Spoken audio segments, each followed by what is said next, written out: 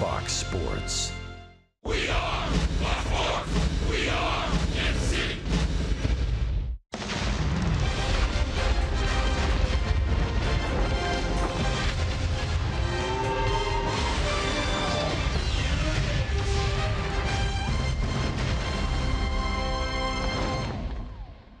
Royals baseball at Kauffman Stadium tonight. We were very close to a Salvi splash, but the Tigers rallied for 4 in the 8th inning and took game 1 10-7.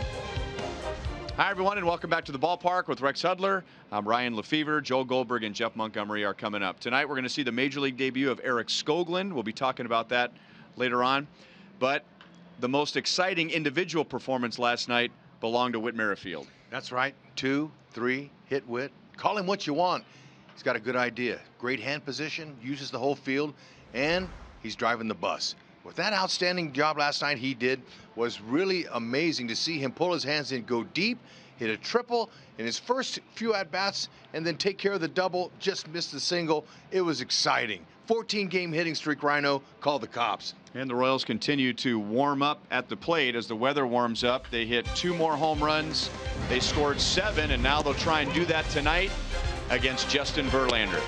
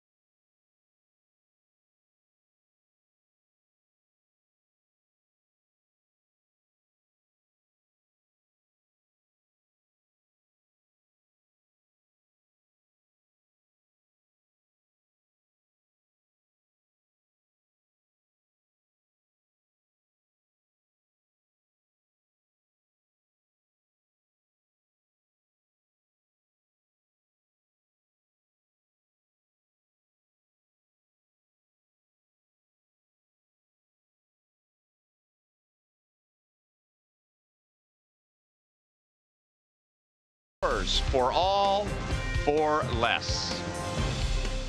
Tonight will be the 42nd career start for Justin Verlander against the Royals. I mean, that's more than a single season against the Royals alone. He's had success against the Royals. He's pitched well here. One thing he has not done very well against, as Kia puts us in the driver's seat tonight, and that is find ways to get Salvador Perez out. All right, talked about Whit being the bus driver. How about in the driver's seat, Salvi, for sure. In that Kia driver's seat, you said that. Look, anything around that dish that comes out of Verlander's hand is going to get hit hard. Doesn't matter if it's in Comerica Park or here at the K, Salvi's all over it. Look at the doubles, homers, slugging percentage. Hope it continues tonight. He could be driving. and facing Eric Skoglund. When we come back, Joel and Monty will talk about how the lefty went from high school in Florida to his big league debut tonight.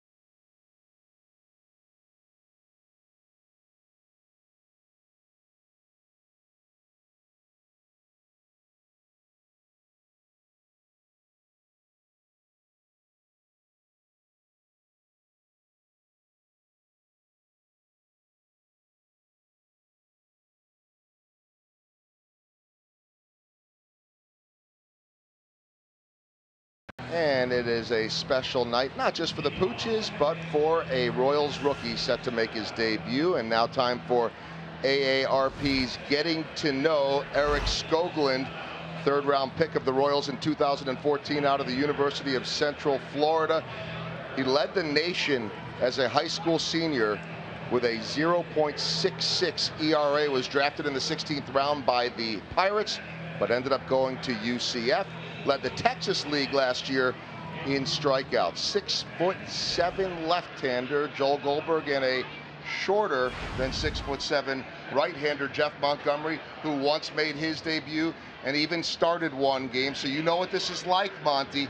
How do you manage the emotions? What do you say to a young guy like Skoglund? Well, the most important thing is you have to go out on the mound and be yourself. Do exactly what you did to get to the major leagues. Keep in mind, the pitcher's mound 60 feet, 6 inches away, just like it was in Northwest Arkansas, just like in Omaha, everywhere it is, and have a good first inning. If you have a good first inning, it wipes away all those nerves. Well, he will be tested right away with the likes of Miguel Cabrera and Victor Martinez, but behind him, he'll have some spectacular defense and the Kauffman Stadium crowd. They've all been raised royal, including Chesler Cuthbert in the haircut. More coming up.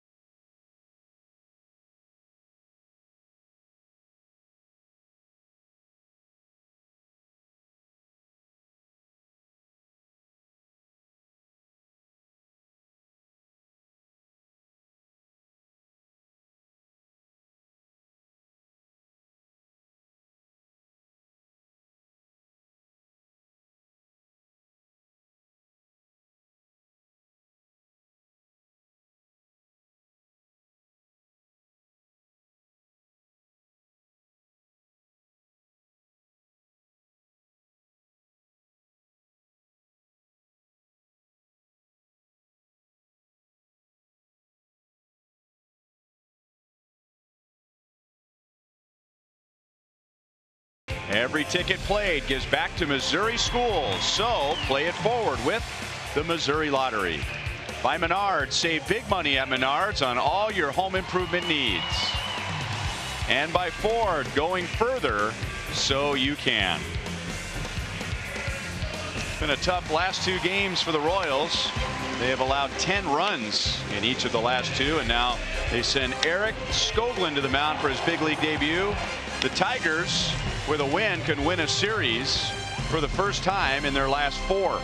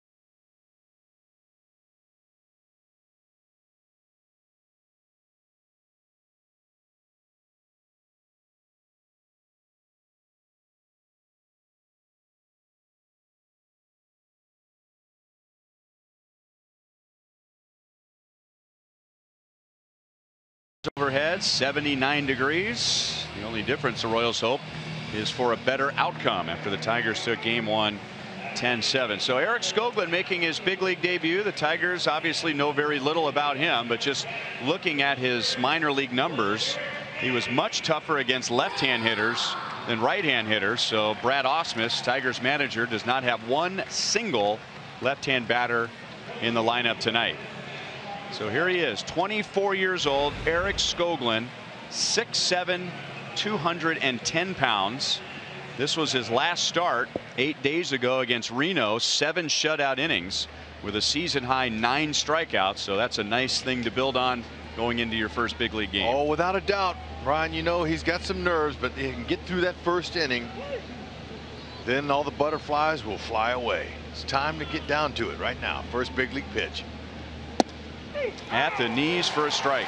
There you go. That's a start. Now he's not overpowering. Okay, he's not like a Chris Sale or a Randy Johnson. He's not quite in that league. He's going to go 92, maybe max out there, but he's got 2 and 4 seam fastball, slider, curve, and change. There's the curve. Royals' 3rd round pick just 3 years ago out of the University of Central Florida, the same program that produced Drew Butera. 2 balls and 1 strike on Dixon Machado. Biggest key for him, Ryan, he's got to find the strike zone. Throw strikes. Even if they put it in play, don't be walking anybody. There you go. It's a diving play from his 3rd baseman, and there is the first out of his big league career.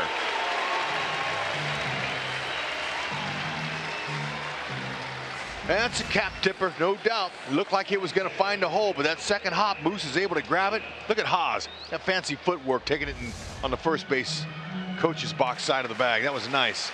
Forward around the horn, Royals defense. We're going to highlight Skoglund's. Why not? 8th different Royal to make a start this year. We could see more. Use that defense. A lot of moving parts at that height, but so far so good. Now Castellanos takes a whack at the first pitch and fouls it away. He moves up to second in the batting order tonight. 0 for 4 with a walk and a run scored, but he has really struggled over his last 31 at bats. Just 3 hits.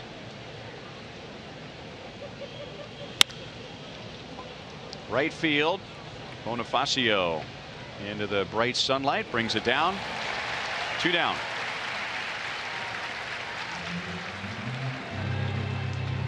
Last year, Skoglund, pitching at Double-A Northwest Arkansas, led the Texas League in strikeouts with 134, and he made 1 start at Double-A this year, and then 8 at Triple-A before the call-up. And you know what? Whenever a big league team gets desperate for a starter, they're going to look down on that farm and say, okay, who do you recommend? And all the recommendations pointed right at Skoglund, and so that's really good. Now it's up to you to go up and impress, especially not having seen him in spring training. He had a little lat problem on his left throwing side. Dave Island was telling me before the game they didn't get a chance to see him face any live hitters. They got to see him on the side. But there's never been a pitcher give up a hit throwing on the side session.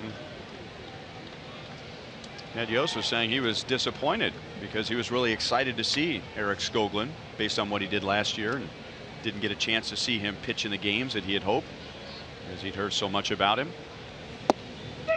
Maybe reality sets in right here. Dixon Machado, yeah, Nicholas Castellanos, sure, but now he's facing Miguel Cabrera. 2 balls, 1 strike.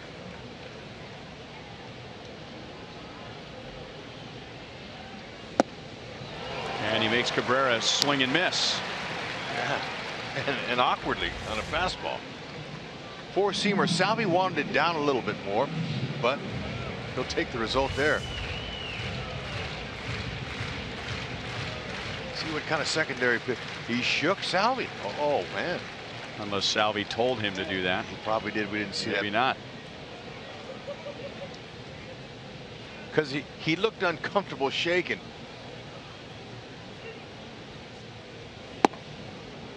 3-2.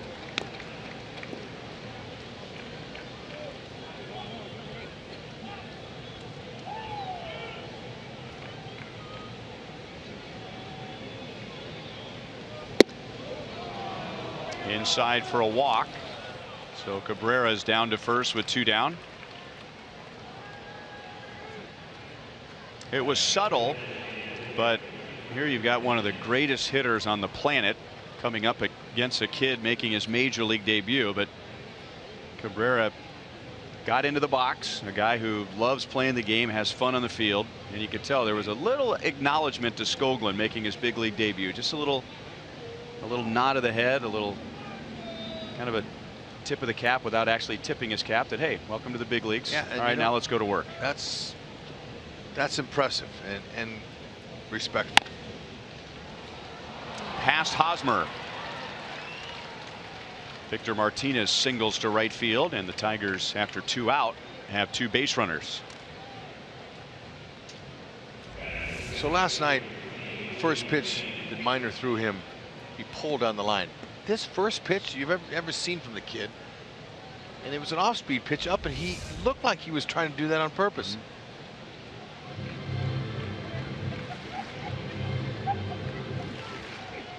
Smart hitter, those guys. And the location of that off-speed pitch that Skoglund threw, or Skoglund, could have been hit for a homer. That's where that was, and he just tried to muscle it to right field. Back with a fastball strike to J.D. Martinez, who hit a 3-run home run last night in the Tigers' 6-run 5th inning. Monty just told us a few moments ago with Joel that the biggest key for Skoglund is to have a good first inning. And he's ahead in the count, no balls and 2 strikes. Then he can go to the bench He can get a drink of water. He can get his breath back. He can get his heart rate down. And then maybe when he goes out in the second inning, it'll feel like just another inning. Monty's right.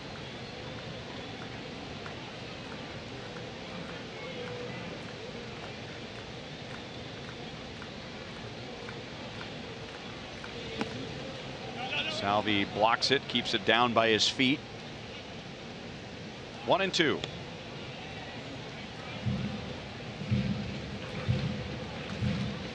Tigers scored in 2 innings last night. They scored 10 runs with a 6-run 5th and a 4-run 8th.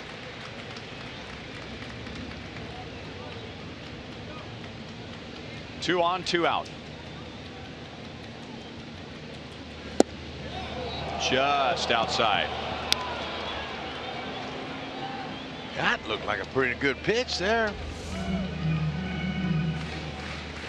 Oh man. Really?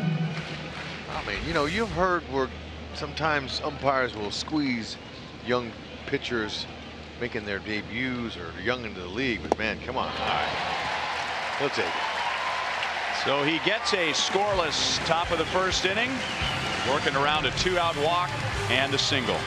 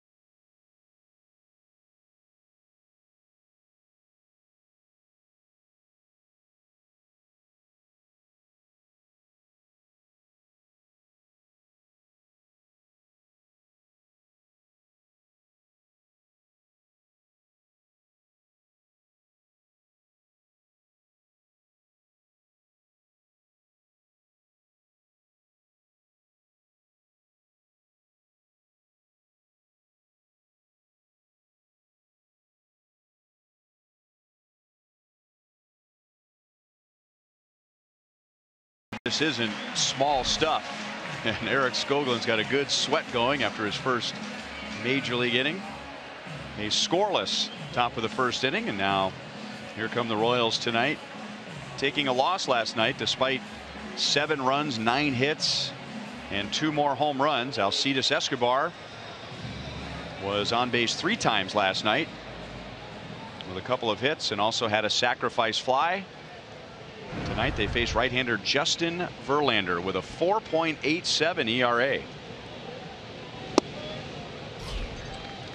A little movement on that fastball, realizing that Escobar would probably be swinging at it. You go from a rookie in Skoglund making his major league debut against a veteran of all veterans right here. Former Cy Young Award winner. Pitcher who is really got good stuff now. I mean, his fastball velocity is as good as it was 2011. Just averaging right at 95 miles an hour. Those numbers last year were good for second for the American League Cy Young Award, which was won by his former Tigers teammate Rick Porcello, now with the Red Sox. He did win it. Verlander did back in 2011. He was also the MVP that year. Led the American League last year with 254 strikeouts. That is strikeout number 59 for him this year as he gets Escobar with a breaking ball. It's beauty. It hung up there about belt high and then has some good bite and nice depth working straight down.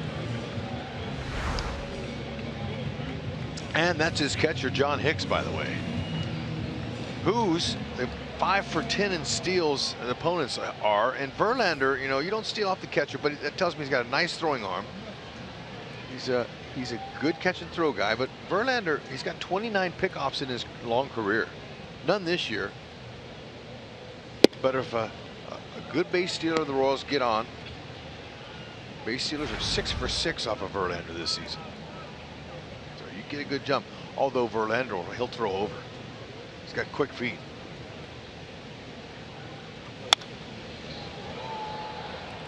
Wanted one on Moustakas. Look at our Toyota League leaders tonight and where Justin Verlander ranks among active pitchers. 4th most wins, 4th most strikeouts, 6th in innings, right at 2,400, and the 5th most quality starts. And in looking at the pitchers that he is compared to, he has not pitched nearly as long as the pitchers that are ahead of him. So in other words, he's done a lot more in a lot less time.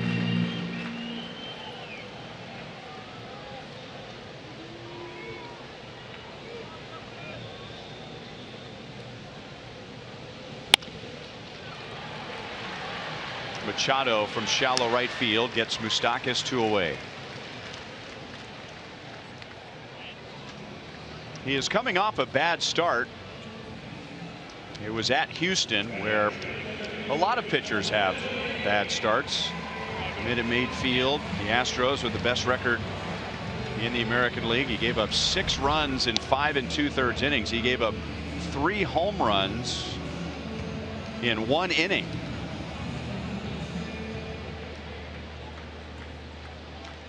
He's had a couple of rough starts on the road, and that's really the reason why his ERA on the road is where it is. Kane to the gap in right center field. It is slicing, and it slices back into Martinez. No tough hitting luck for Kane, and the Royals are down 1-2-3 in the bottom of the 1st.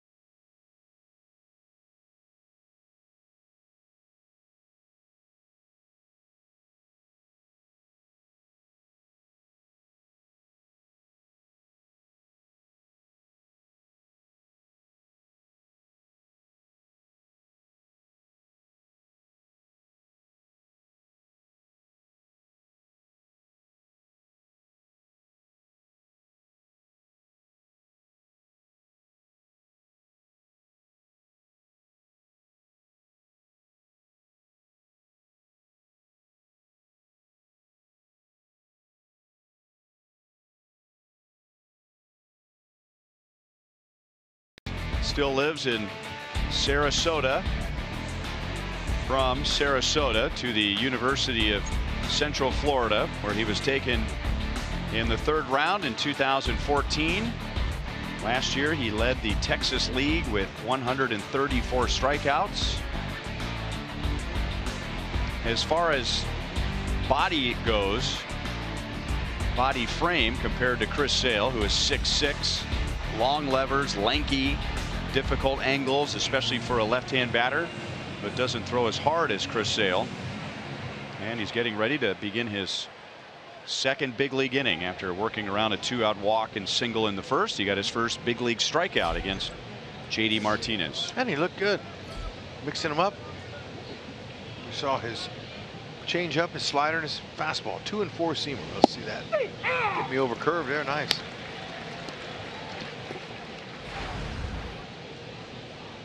Justin Upton 1 for 5 for the runs scored last night. He led off the 8th inning with a single, and that was the beginning of a 4-run 8th inning for the Tigers as Bonifacio fades back into right field to make the play. So 1 down in the 2nd inning, and let's go to Joel. All right, Ryan, had the chance today to talk to the head baseball coach at the University of Alabama, Terry Rooney. Why did I talk to him? Because he was Eric Skoglund's head baseball coach at the University of Central Florida. And in talking to him today, he described recruiting a kid that he tried to get quickly and early on before some of the other big schools were able to get to. He described this kid as tall and lanky. He was describing actually 2 pitchers. Justin Verlander, who he signed at Old Dominion when he was an assistant coach there, and they knew that Verlander would be good, didn't know he would be this incredible. And then at Central Florida, when he was the head coach, Eric Skoglund. He said same type of tall, lanky, lean body, obviously lefty, not a righty like Verlander. Said he was 84 to 86, 87 coming out of high school. Then the velocity kept on adding, learned how to pitch, his stuff got better. And he said that this kid absolutely deserves it, called him one of the hardest working kids I have ever been around in 20 years. Which I'm sure was duly noted by the Royals when they took him in the 3rd round. So how about that? Do you think that coach has some interest in the outcome of tonight's game? Yeah, I mean, you know, and he found out who was pitching against Verlander. That had to have been a little flash down memory lane for him. You know, height is so important for pitchers. It's because of the angle. I mean, you know, smaller, shorter pitchers that are shorter in stature can survive up here. But it's a lot easier when you're 6'5" or better and you're working downhill. It's a little bit harder to square the ball up for a hitter. Looked like a changeup to get John Hicks for his 2nd strikeout. 2 down. And make no mistake that lanky arms and legs, the motion that goes in there has some deception value to the hitter. Or actually to the pitcher. The hitter doesn't care too much about it. See that high leg kick, and then the glove hand goes out, the arms down. There's a lot of moving parts there trying to pick up that release point. Fouled away by Jacoby Jones, who has that face guard on his helmet for good reason. He was hit on the face earlier this year in a game at Minnesota. 1 ball and 1 strike, hit by Justin Haley, the Rule 5 righty. Ended up with a cut lip, which required 9 stitches, but truth be told, it could have been a lot worse. It looked terrible.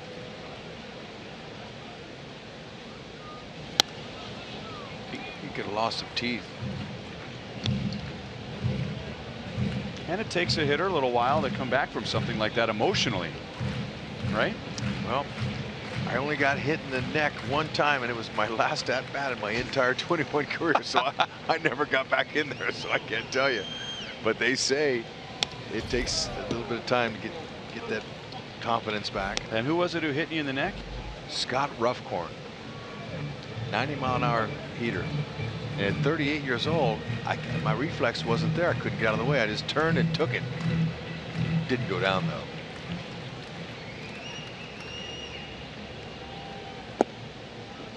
2-2 on Jones.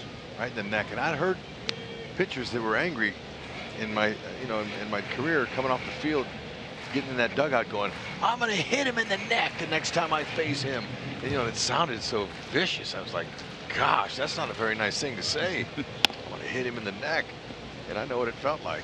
It didn't feel good. Did you ever figure out what you ever did to Scott Ruffcorn? No, he told me it just got away. He didn't mean anything by it. After the game, he came over to make sure I was all right. It wasn't because of something you had done 3 years earlier. No, we were teammates with the Phillies. Oh, okay. They had a hard time finding the strike zone. Holtzy looked up. He had 70 walks and 46 strikeouts. Look at this young man right here, Deal. Go ahead. Yeah. Straight down. See that angle? It helps.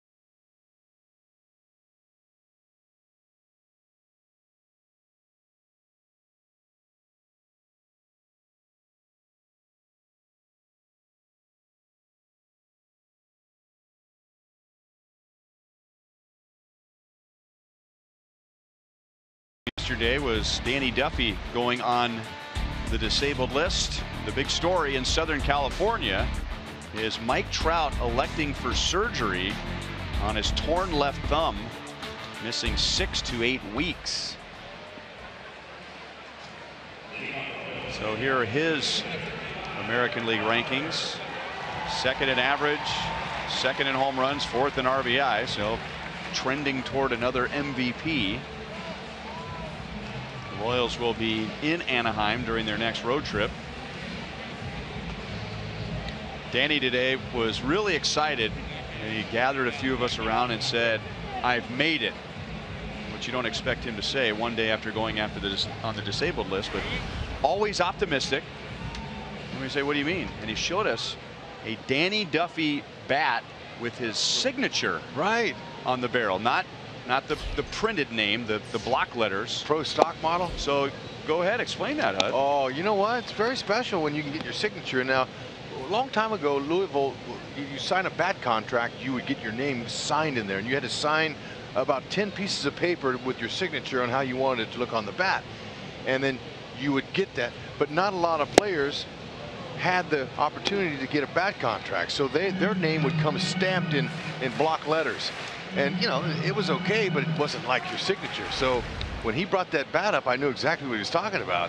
It was really nice, and he was digging it. 1-1 on Hosmer, and that's chopped out to Machado. And it's almost the same as getting your first bubblegum card, your first baseball card. Same feeling. Well, I asked him too, not having the schedule memorized, but you know, asking him. There you go. So there's a George Brett with a signature on the bat. George's signature is right there on there instead of in block letters. That's clearly the pine tar bat, right? Awesome. So I asked Danny, I said, I don't know the schedule, but are there any National League games when you get back from the disabled list where you can use that bat? And then all of a sudden his demeanor changed.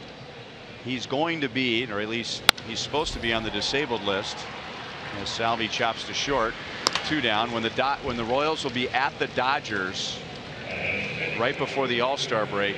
He was a huge Dodger fan growing up. That was his favorite team. The Royals happen to be going to Dodger Stadium this year, and the injury will keep him out of that game, so he won't be able to use his bat there, but he'll have plenty other opportunities. Two down to Jorge Bonifacio. 0 for 4 last night.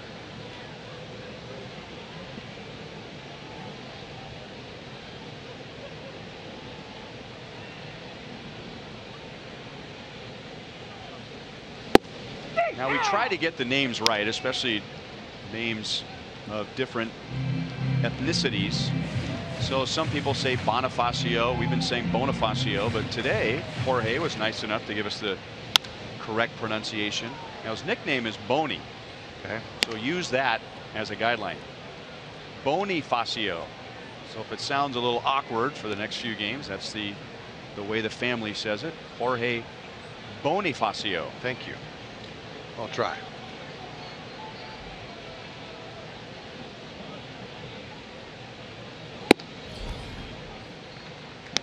A lot easier for us to just say Bonifacio. Right.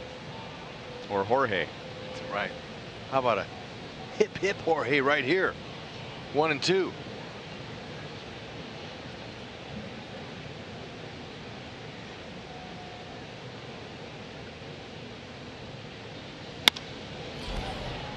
Into the crowd off to the right field side.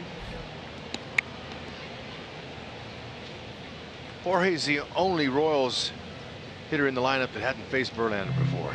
They got some guys in there that's faced him a lot of times. I mean, man, 52 times for Salvi, Haas 77 times, Esky 76 times they faced him. That's a lot. Drilled to left field with some overspin, but it's still over Upton's head. And hip hip hooray is into second base with a 2-out double. Mr. Bonifacio. Very nice. He gets underneath that. Oh, that's se fue la bola. In Spanish means out of here. Look at this. Good swing. Fastball on the inner half, and that's been Verlander's best pitch. His fastball. At least for an average opponent average standpoint, but that ball Upton in left field had no chance to catch.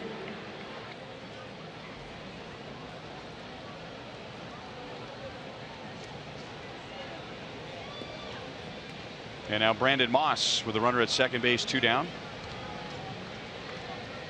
109 exit velocity off of Jorge's double there.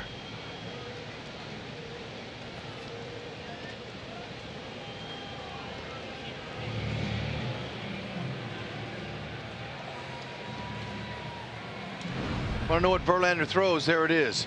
You see the fastball slider curve change, and look at this is what's unusual. The 207 average on fastballs.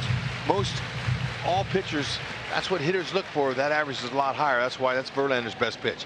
2 and 4 seam run. He'll move it. He's got good action to it. He'll add and subtract velocity on that fastball, which makes him so tough on that particular pitch. Then he'll drop the little slider, almost looks like a cutter, that big curve you just saw there, and then his changeup hasn't been as effective this year as he'd like. The opponents are hitting 375 off of it.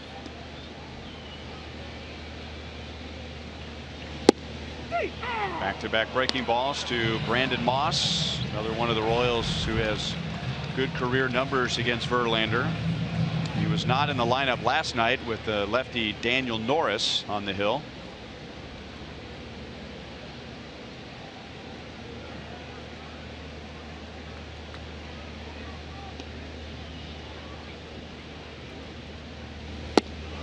Three-pitch strikeout, all breaking balls from Verlander. That's his second strikeout. Eric Skoglund back to the mound, no score at the end of 2.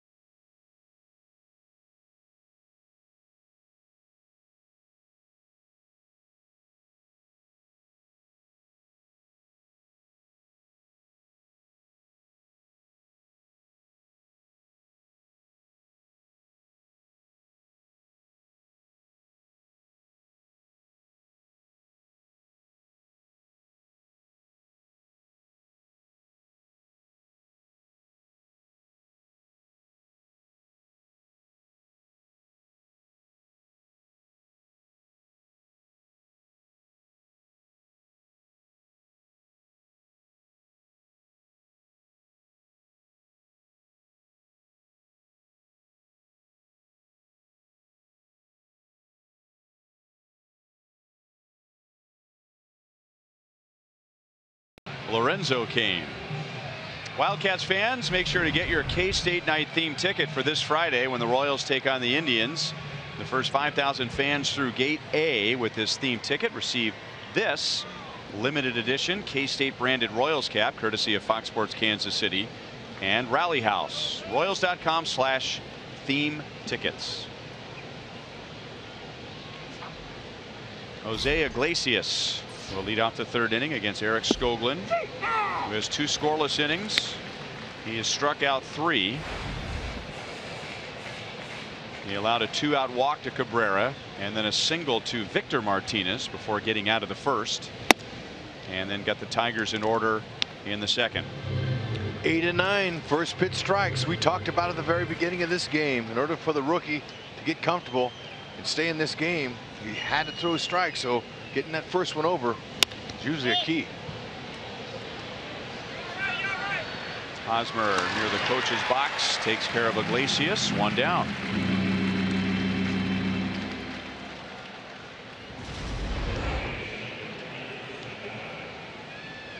All right, let's see what he's Skoglund here early. Moose, first hitter of the game in his career. Lands safely into Moose's glove. Is an out. Strikeout. 2. Look at him. So far, so good. Big breaking ball for a strike to Dixon Machado. He hit the ground ball, which Mike Moustakas made the diving play on.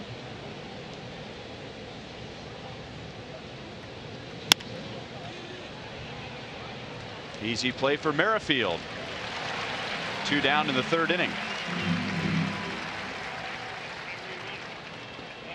Hope to see you here at Kauffman Stadium over the weekend. The Cleveland Indians will be here. Saturday and Sunday, the Royals celebrate MLB's Play Ball weekend. For more information on all the ways you can play, visit playball.org.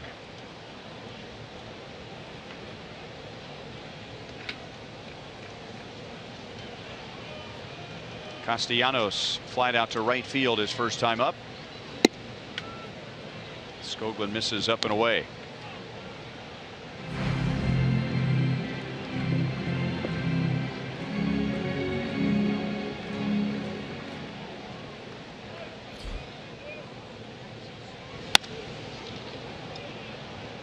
Sliced up the right field line, and Bonifacio makes a play in the corner. 7 in a row set down by Skoglund, and in the third he needed just 6 pitches. Witt leads off the bottom of the third.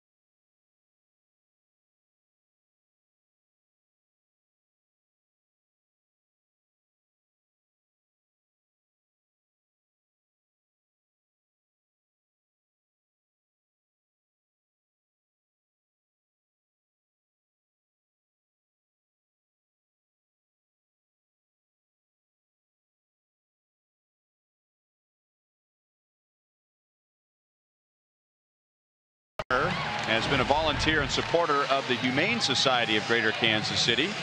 During the week, Gianna can be found designing flyers, mailers, and brochures for the shelter, or maintaining the company's website.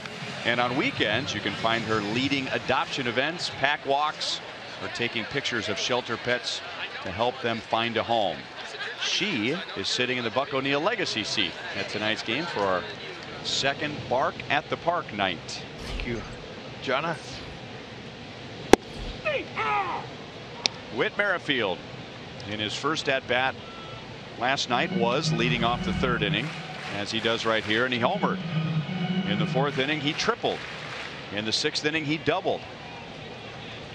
Had a chance for the Royals' first cycle since 1990, but flied out to right field in the seventh inning. But what a night. 3 for 4, a home run, triple double, 3 runs scored. That was a career high, 2 driven in. He's in that on deck circle. You know, we start talking about, man, you got to bunt. I mean, he's such a great bunter. Why wouldn't you try a bunt? And I asked him before the game.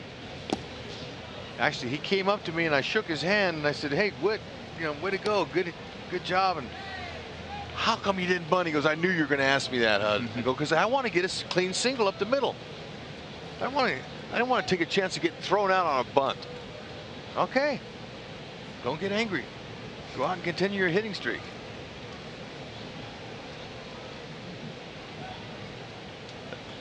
He did, or he's going to right here. You know, it was a great moment was before Mike McCartney could even introduce Whit for that at bat in the seventh inning. The crowd started to stand as one, a big ovation, realizing what was on the line for him. And he said after the game, you know, I didn't get the cycle and I'm disappointed in that, but the ovation the fans gave me, using his words, that is something I will hang on to for a long time. No question. Good for him.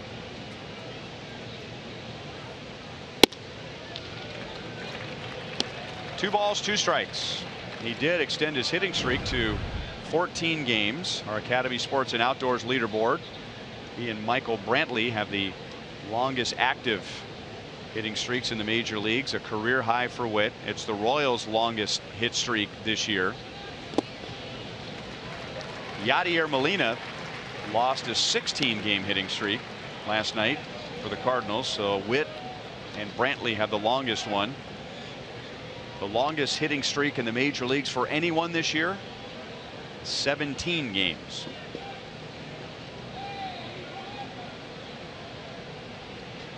Match that number on his jersey right here.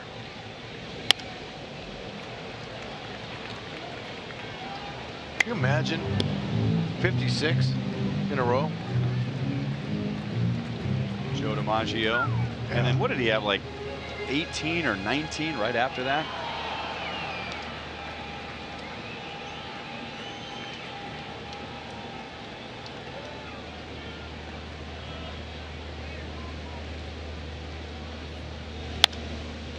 Another foul ball. He's on him. Look at Verlander, 97. He, like I said, he's averaging 94 miles an hour this year, but he can add and go up a little higher, and he can also throw some around 90. So, and that's essentially different pitches when they change speeds. It'll mess a hitter up more than any off-speed pitch will.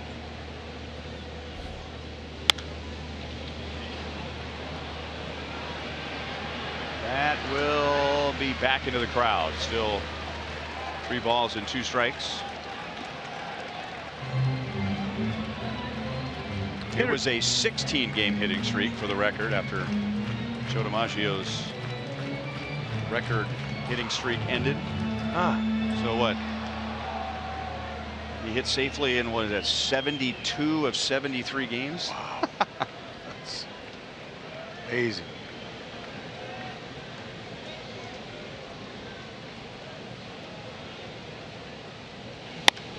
Another foul ball. He was down in the count, 0-2, by the way. You can tell when a hitter's locked in, he's going to just continue to peck away and foul off pitches until he finds the one he wants. And he wants to win the at bat. Frustrating for the pitcher, Verlander. 10th pitch coming.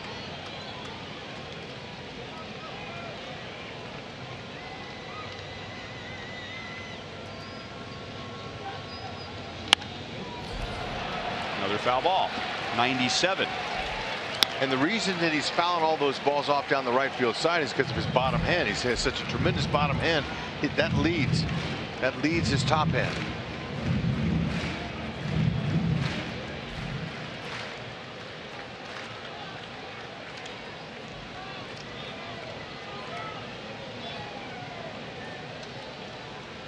So Verlander might try an inside fastball here. Try to jam it maybe. A walk. 12 pitches, and he was down in the count 0-2.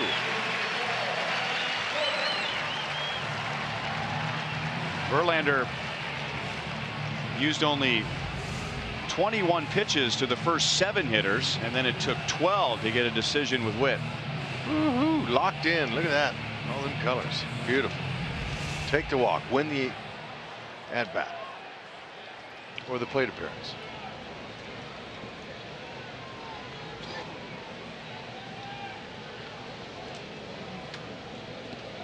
Leadoff man on for the first time. And after a fastball at 98 to Merrifield, a changeup at 87 to Alex. 1 for 3 last night with an RBI. That was with a bases loaded walk in the 6th inning against Blaine Hardy, who had been brought into the game to face Alex. Verlander loves to throw over to first base. Whitley's 5 out of 6 in steals this year, but last season, Ryan, he threw over to first base 336 times. Where does that rank? Gosh, I don't know. That's most in Major League Baseball by 124. By 124? That's what my Wow. our stat guru showed me. That's incredible.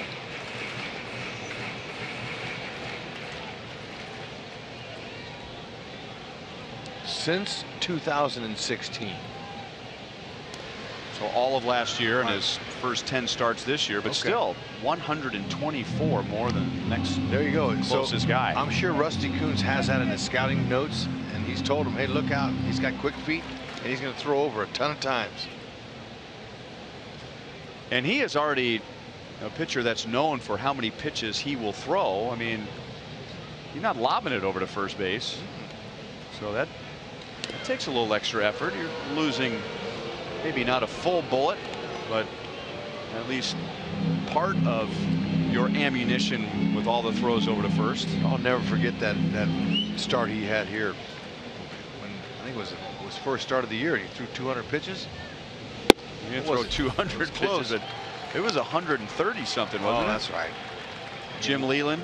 That was a lot. That's a lot for any pitcher any time of the season, but for your first outing.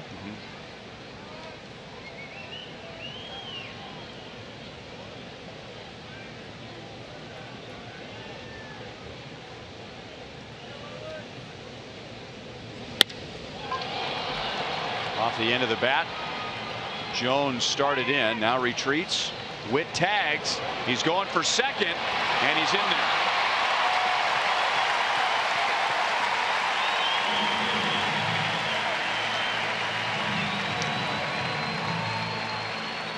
That's a play there that it's right in front of you. So when you have any kind of speed at all, and the ball's taking the center fielder back 10, 20 feet from where he starts, you can read that. And then you tag on your own. You know your speed, and you can always stop if you want to. But he saw it and said, I can make that the whole way. And it's easier when your play's in front of you and you can see it and time it.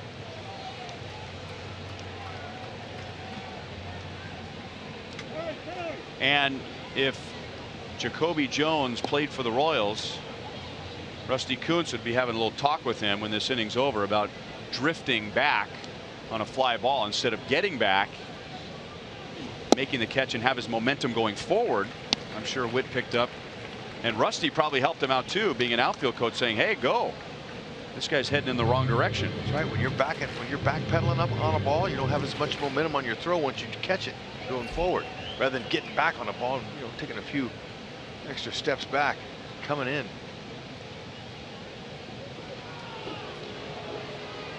Justin Verlander has spent a lot of energy on Whit Merrifield in this inning.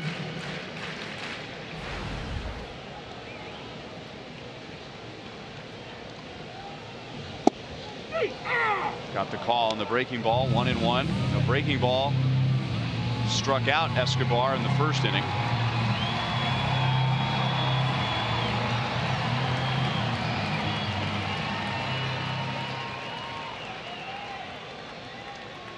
Esky hit 241.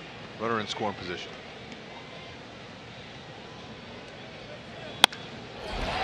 Right center field. Jones is there to make the play.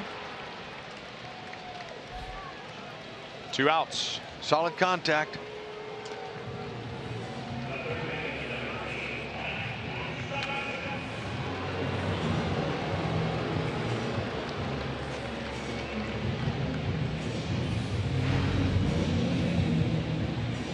Moustakas grounded out to the second baseman Machado in the first inning.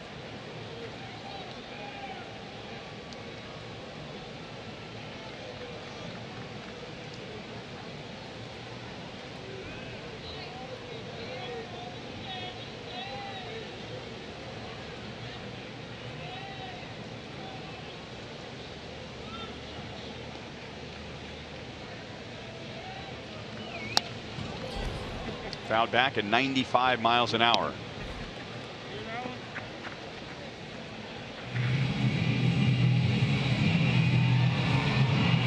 Moose 10 for 58 with 1 homer in his career off of Verlander. So he's got a homer.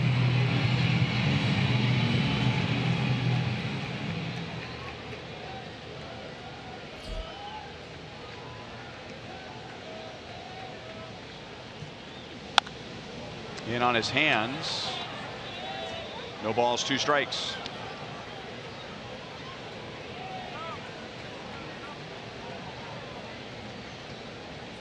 It's been a while since the Royals have faced Justin Verlander, and we've seen so many 95s, 96s, 97s, 98s. And when he was winning the Cy Young and MVP award, that was pretty ordinary for him, and that was 2011, by the way. That's the first bar on this graph, but you can see how his velocity dipped down to an average of 92 in 2014, but now this year he's got that average back up to 95. Broke his bat. Not going to be an easy play, and Cabrera to Verlander to end the inning. So the leadoff walk does not turn into a run. And at the end of 3, no score at Kauffman Stadium.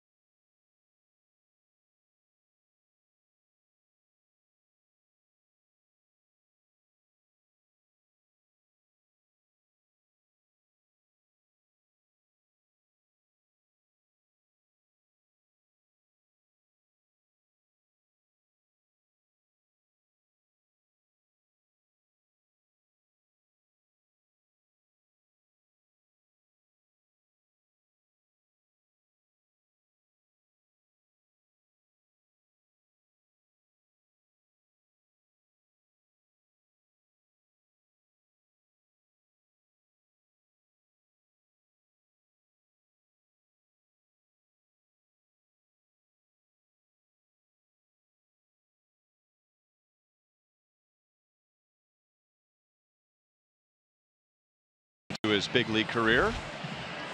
Our sprint trivia question: since 2000, name the 5 lefties under the age of 25 to make their big league debut with the Royals as a starter.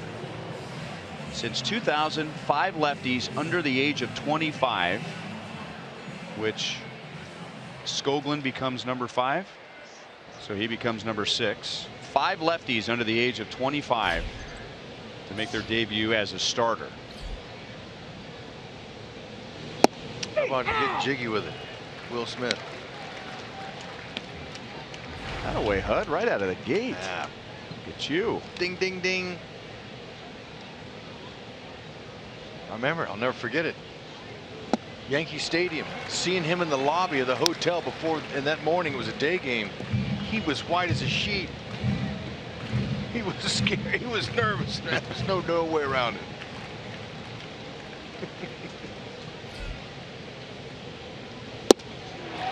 3-pitch strikeout against Miguel Cabrera. And Skoglund has struck out 4 in his first 3 1/3 innings. Hey now, that'll be in his highlight reel. Especially when Mickey gets inducted into the Hall of Fame. Beauty. And slowly but surely, it's probably feeling like just another baseball game to Skoglund. It is, but he knows the lights are on.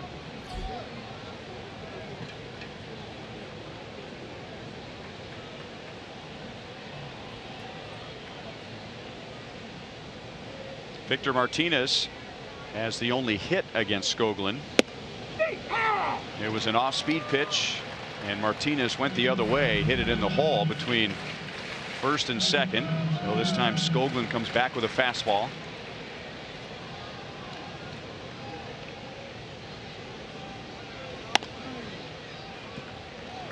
Oh, and 2. That almost hit his hands.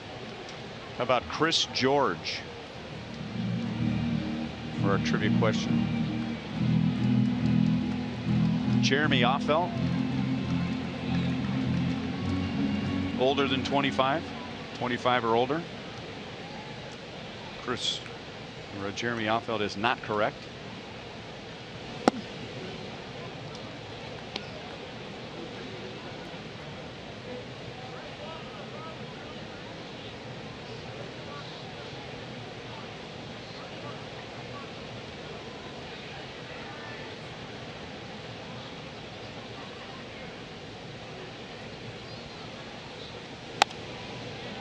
Still 1 and 2.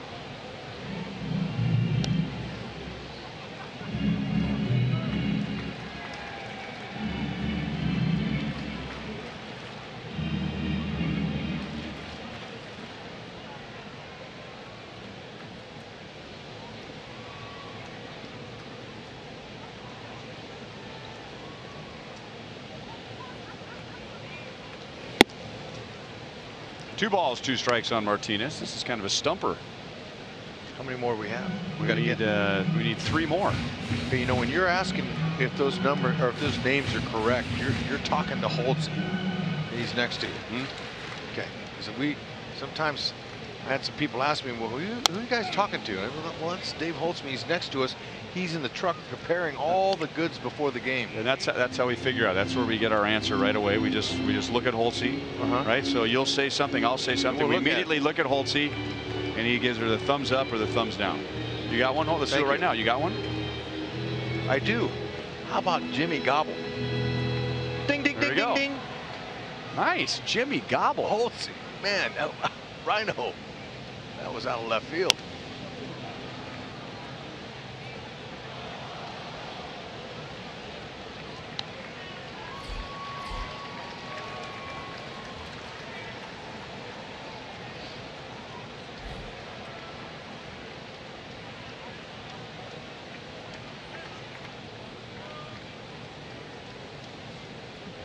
Danny Duffy.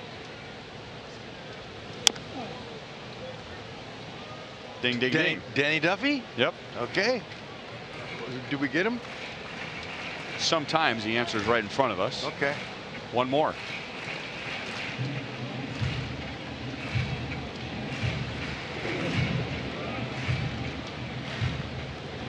Since 2000. Uh-oh. Coming out to take a look at Victor Martinez. That's head athletic trainer Kevin Rand. He was my athletic trainer 100 years ago in Fort Lauderdale, Florida, in A-ball.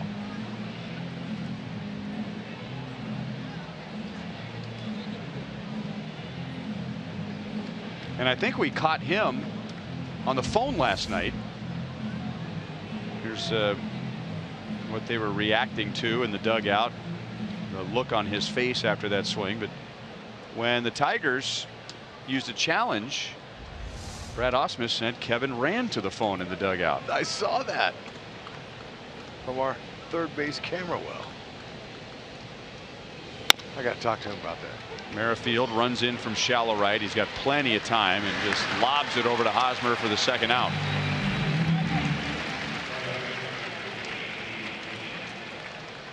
All right, Holtzy. Holtzy's looking at us right now like, good luck getting this one. I bring this lefty up all the time. He had the first nastiest slider, big league slider I saw in Double-A, Danny Jackson. Since 2000. Oh, I'm sorry. I got excited. He's on a roll. Love Danny Jackson.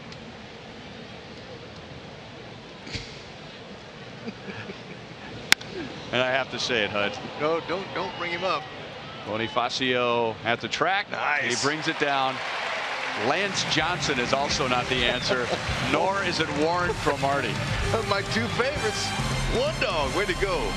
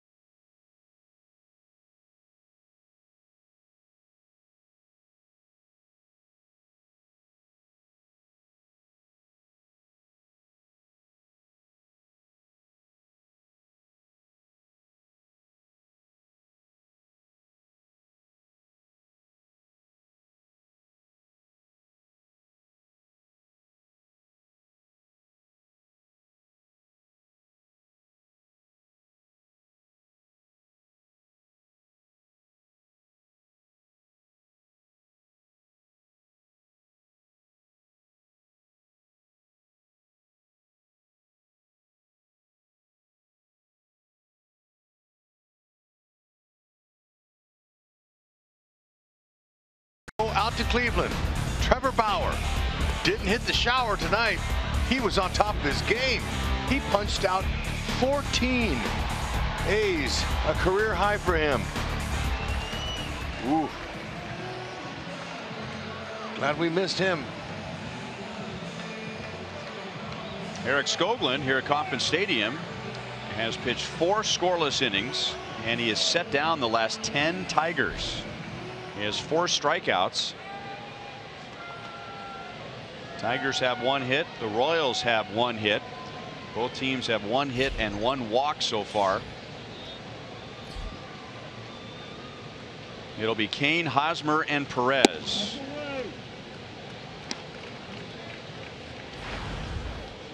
Lorenzo lined out to J.D. Martinez in right field in the first inning. With some authority. Another line drive to J.D. Martinez, and he almost misplayed it. Got a little too casual out there. 1 down. Let's go down to the crown seats, and here's Joel. Well, we know that it is always fun to be able to visit with the parents, and Lenny Skoglund, Cindy Skoglund, Eric's old pitching coaches here, his brother, and many other friends throughout the stadium. So let me start with Dad, because I understand that you are the more nervous of the parents. Is that correct? I'm a little bit better now. He's throwing a great game and throwing a lot of strikes, which is his MO. So I'm a little better, but I would not be telling you the truth if I wasn't nervous. Oh, and he finishes. He's walking off the field not too far from you, and you're jumping up and cheering and pumping the fist like this could be Little League. Yeah, that was a good hit that they had out to right field, but they made a great catch, and defense is playing great for him. So that always helps. All right, Cindy, a lot of times it's Mom that is pacing around and more nervous. Oftentimes you were the ones that were taking them to every practice. That was probably the case. So how are you doing so calm? I think I just appreciate the fact that he has actually had the opportunity to step out there on that mound. It didn't matter. This is just a surreal experience. Well, here he is in the big leagues, and we understood that he was an incredible high school pitcher. I think it's 0.66 ERA. At what point did he start dreaming about one day being in the big leagues? Actually, I was talking to a friend of mine this week, and he said he remembered him as a little boy throwing a tennis ball saying, I wanted to be a major league pitcher. So he was really young. Okay, so you get a chance to come here. You're in the third row, right behind the Royals. What has the experience been like to watch your son doing this through 4 innings? You can't even put it into words. It is so special. I'll get teary. Now, well, I don't want to make you teary. I mean, this is a special moment for everyone. Lenny, at what point did the nerves settle down for you? Eric looked like he didn't have any. No, he looked really composed. That's another kind of his MO. But after that first inning, I kind of settled down a little bit. But it was that first inning was pretty tense. Well, yeah, and he gets the first 2, and then a couple on. He's still able to get out of it as Eric Hosmer gonna ground out, and Miguel Cabrera with the footwork for the second out there. Okay, final thought. What have the last, say, 24 hours plus been like for you when you get that phone call, and when did he call? It was official yesterday. It was pretty hectic. My phone was blowing up a lot. Had a lot of friends that were calling and supporting Eric and the family, which was really nice because he's worked really hard to have this achievement, and I just couldn't be prouder. But it's been a crazy 24 hours for sure. Well, many years of good luck and success to Eric, and we're really glad to have all the Skoglund family and friends here in Kansas City. Hey, thanks a lot. Appreciate you taking the time to talk with us. All right, Lenny, thank you. Cindy, enjoy the moment. A very proud mom, coach, brother, and many others. Thanks so much for joining us. Thank you so much. Thank you. All right, guys, let's go back upstairs to you. Safe to say, and I've said it many times before, these moments, guys, never get old. Took the words right out of my mouth. That's exactly what I was going to say. I mean, that never gets old. The general feelings are the same every time Joel visits with the family, but the way they are articulated are different every time, which makes it special. And just another strikeout watching Eric on a mound for Mom. And every time we show our moms and dads in the stands here, I get emotional too. I can't help it. You're right. I mean, it's the same feeling every time because it's hard. Not every kid gets a chance to live his dream. Joel, by the way, is a lot slower in getting up from his seat, interviewing the parents in the crown seats as opposed to somewhere else in the stadium. He's still there. Yeah, I think he's getting ready to order something down there. 3-2 on Salvi. He grounded out to short in the second inning. So round 1 tonight goes to Verlander against one of his greatest nemesis.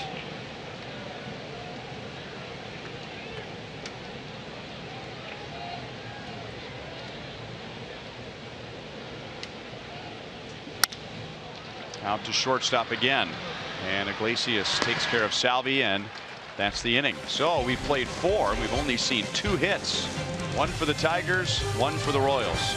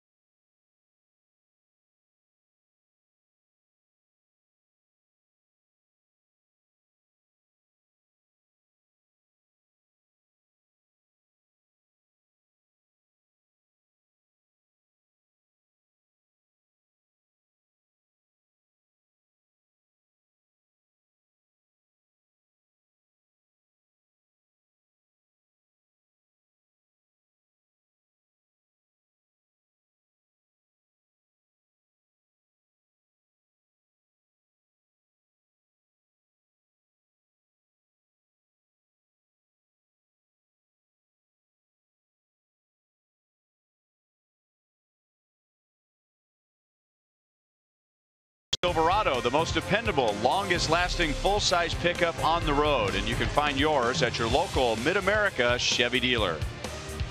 By Panera. Panera caters for every group, every size, every meal.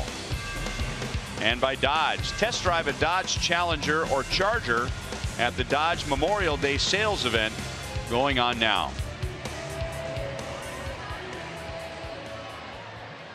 Pleasant night in Kansas City. We had 80 degrees at first pitch last night, 79 degrees tonight. And Eric Skoglund, so far so very good in his big league debut.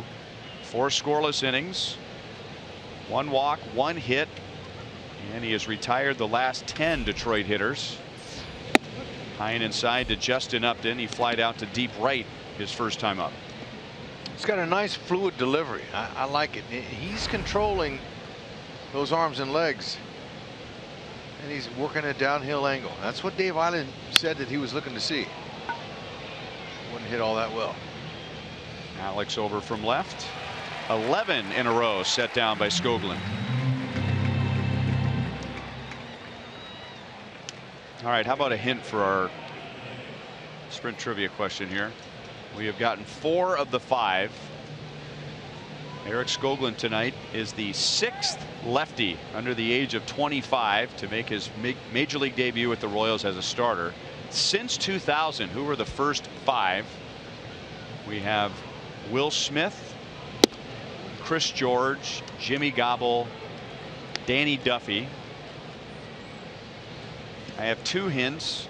Number 1 is that it was early after the turn of the millennium. Moustakis throws out Hicks, 2 down, and he made his debut against the National League.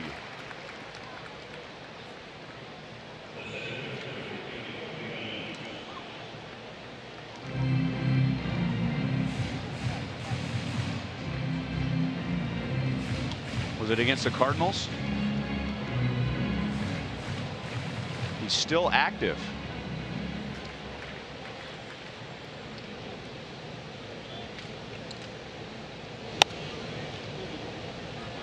Tim Burdack. How about that, huh?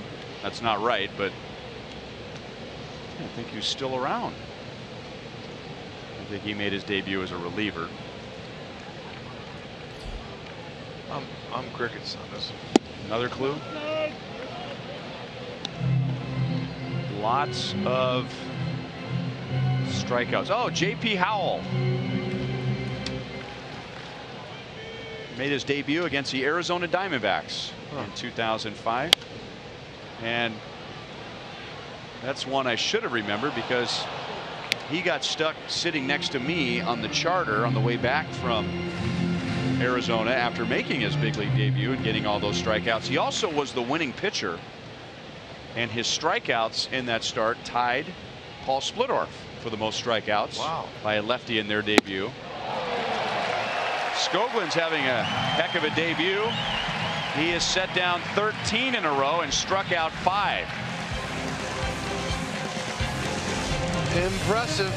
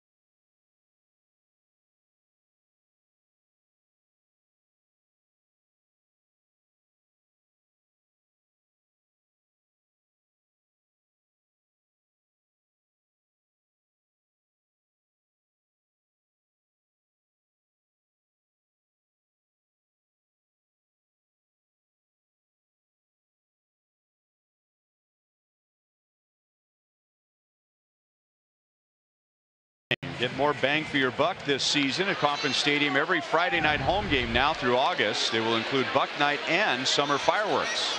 All the hot dogs and peanuts you want with Buck Night, presented by Price Chopper. And then finish strong with summer fireworks, presented by Popsicle and Price Chopper. So that's every Friday now through August. Tickets at Royals.com, an area Price Chopper location, or 1-800-6-ROYALS.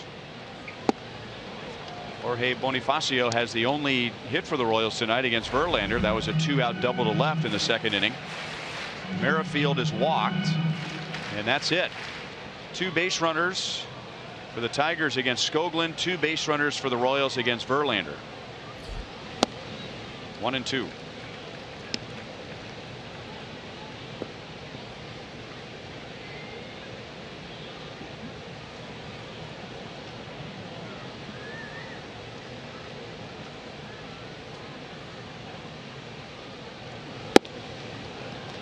Two balls, 2 strikes. Bonifacio, Moss, and Merrifield coming up. Verlander has set down the last 6 Royals. Skoglund has set down the last 13 Tigers. Check swing, called strike on a fastball at 96. Verlander has struck out his 3rd. If you want to know the definition of cheese at the knees, that's it right there. Great spot and nice 2-seam movement.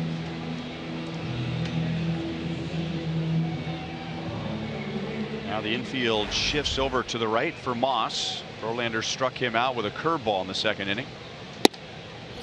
Now fastball at 96, riding away from Moss. 0-1. Verlander to me would be a very tough draw to try to hit from either side of the plate. Everything he has or he's throwing up there is moving, nothing straight. Well, he went curveball, curveball, curveball against Moss in the second, and now fastball, fastball to make it 0-2. Yeah, he threw a beautiful changeup to Bonifacio in that last plate appearance. Watch out.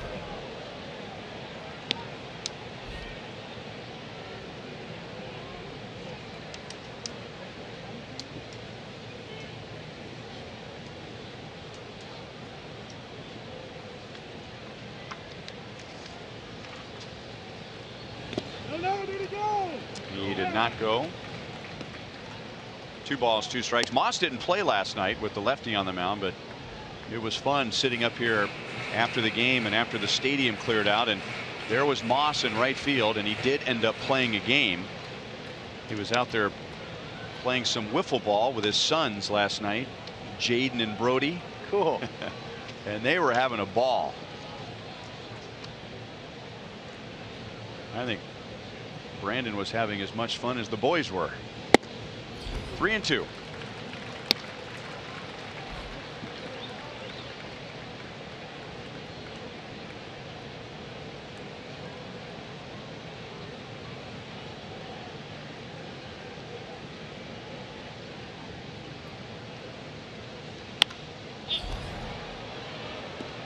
That'll be back and out of play. Still 3 balls, 2 strikes.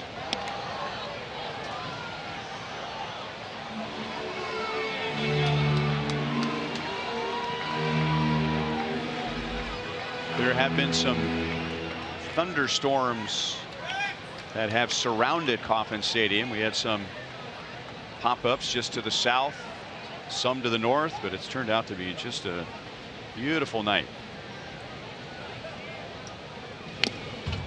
Still 3-2.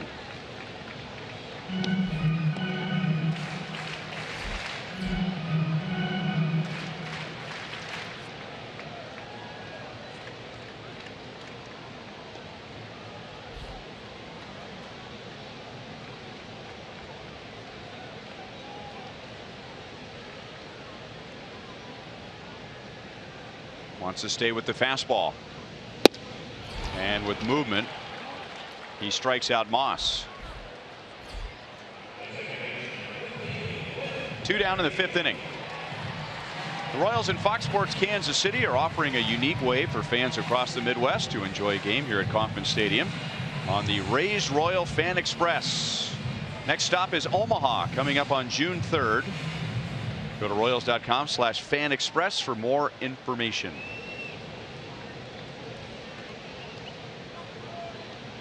Whit Merrifield bats with 2 down.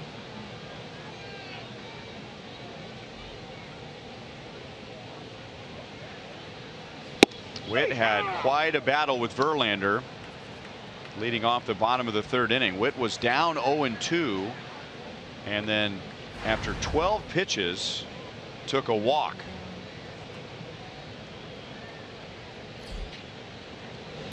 Now thinking about a bunt, and the way Verlander's pitching tonight, you get a leadoff walk, you need to turn that into something. But walks have really been an issue for the Royals on both sides. Offensively, just under 14% of their walks this year have turned into runs. That's the lowest in the major leagues. Fouled away by Merrifield. And the Royals have never been known as a team to walk a lot, to be among the league leaders in on base percentage. But in previous seasons, when the Royals were either winning the World Series or going to the World Series, they were turning a lot of walks, the few walks that they had, into runs. Chopped out to Castellanos, and safe at first base on a delayed call by Will Little. Yeah. Castellanos, he waited for the big hop, and by the time he got his momentum going, that gave Merrifield enough time to get himself an infield hit. Let's see. Yeah. Look at Cuthbert being umpire over there.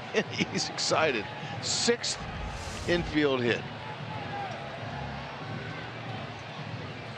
Yep. I wouldn't try it either.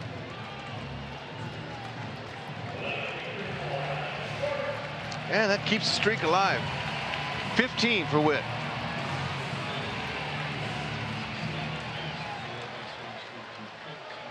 So now he's just 2 shy of the longest hitting streak for anybody in the major leagues this year. And Verlander, who needed 12 pitches before a walk in the 3rd inning, threw over to first base at least 5 times when Whit was there, and then Whit tagged up on a fly ball to center field from Alex Gordon, and then Verlander threw over to second base, or at least turned to second base a couple of times.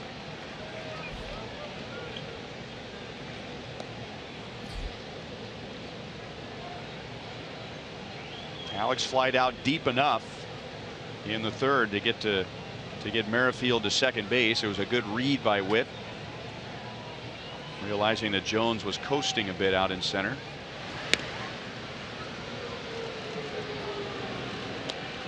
Well, after just missing the cycle last night, he is bound and determined to do something again tonight with that long plate appearance with a walk, and now hustling out a routine ground ball to 3rd. Exactly. Advancing on a fly ball to center field. So, you know, Whitley, he faked the bunt, okay, on Verlander on the 2nd pitch. And Castellanos was way back. And he looked into Omar Vizquel, the Tiger infield instructor, and Vizquel said, no, stay back. So Vizquel helped him get that hit. And now a delayed steal, and they're going to say he's safe at second base. And the Tigers are going to go to the phone again. What a nice delayed steal that was. He caught everyone by surprise. Watch the infielders. See, they're not even looking. Oh, they wait till the last minute till he's halfway there. And he made it. Good call. Got some good umpiring tonight.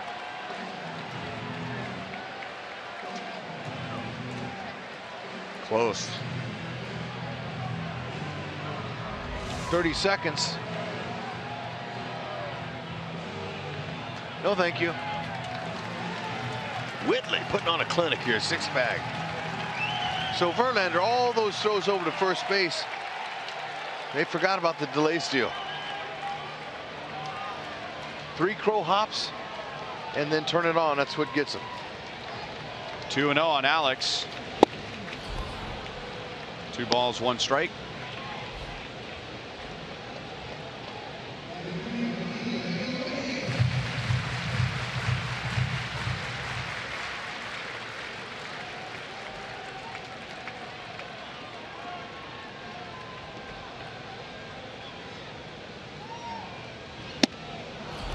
Two and two. Looked like that was out of the strike zone.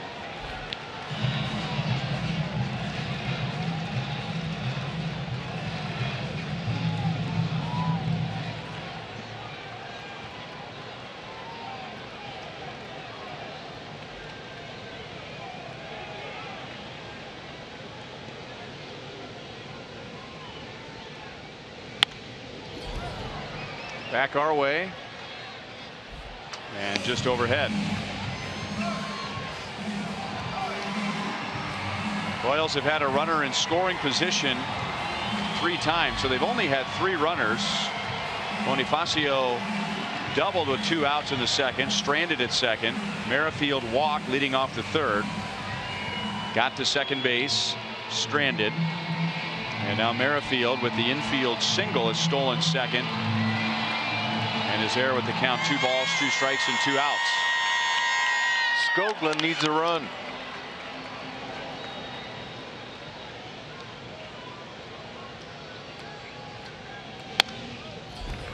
'97. Still 2 and 2. Verlander, he's staying with the heat on Alex.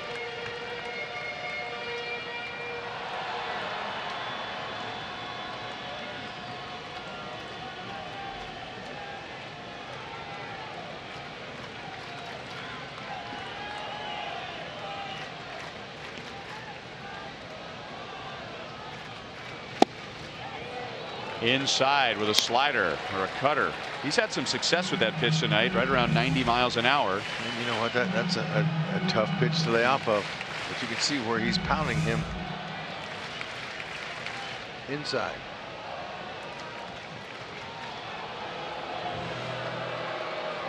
Open base. Escobar is on deck.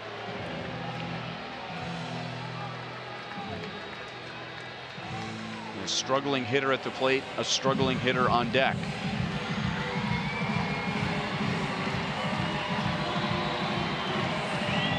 Escobar has struck out and lined to center against Verlander tonight. Gordon has flied to center.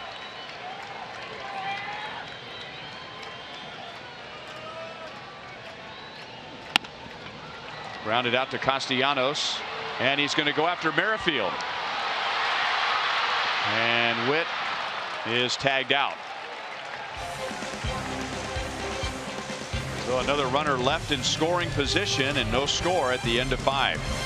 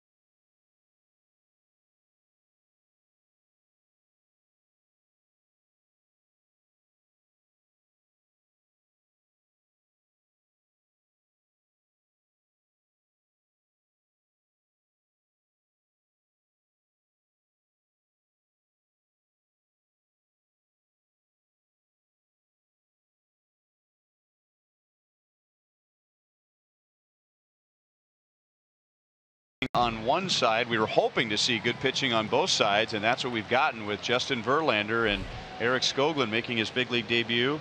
Monty, I heard you tell Joel right before the game started tonight that key number 1 was have a good first inning, which he did. Key number 2, just take what you did in the minor leagues and try and do that tonight. Yeah, and it's easier said than done, Ryan. And I think that's one thing that a lot of young pitchers get themselves into trouble with. They try to be something better than what they really had the ability to be, and maybe do things differently than what they did to make it to the big league. So I think that's a real key, and he's done a great job tonight at that.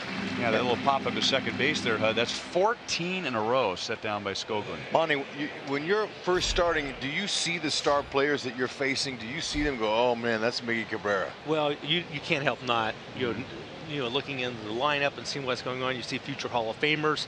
But again, you just have to kind of slow the game down a little bit, have the ability to go out there and really kind of pitch to your terms instead of really playing to their game. All right, so the question I ask everybody, Monty, about their debut.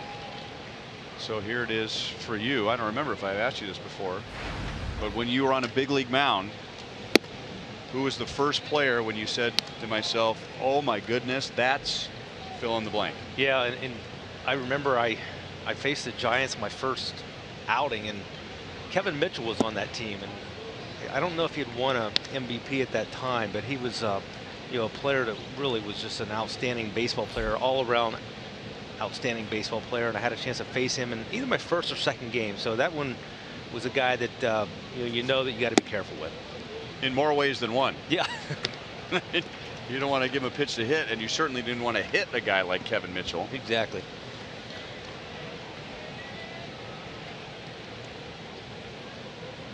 Dixon Machado leading off and playing at second base for the Tigers tonight with Ian Kinsler on the disabled list. He is 0 for 2. He was the first man that Skoglund faced tonight, and he hit a ground ball in between third and short. And Eric Skoglund got his first big league out tonight, thanks in part to a diving play on a ground ball at third by Mike Moustakas. And we talk about it all the time. These pitchers come up from the minor leagues. They have a chance to see the Royals defense on display, and it really, you know, gives them another level of confidence in pitching to contact. That's one thing that you have to be able to do. You have to allow yourself, trust your stuff enough that you're going to work on getting some ground balls, work on getting some balls hit, and let your defense do their job. That is the Tigers' second hit tonight, and their first since the first inning. 1 on, 1 out.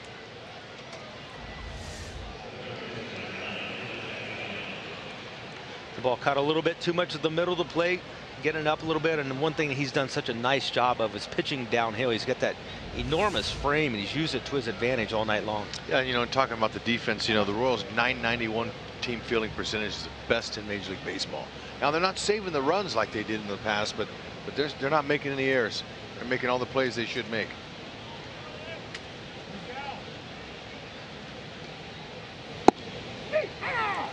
Inside corner to Castellanos, who has flied out to right field twice. Guys, another impressive thing about his outing tonight, look at the amount of pitches he's thrown. Just an amazing efficiency that he's got working.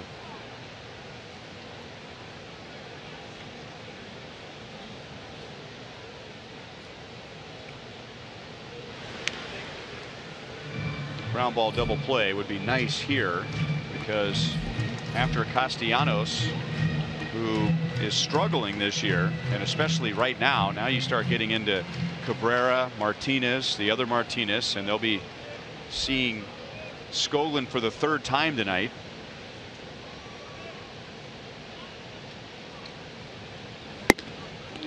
Snap throw to first. Machado is back in time. So if you're going to see Cabrera, Martinez, and Martinez for a third time, you'd prefer to have nobody on base. No doubt about that.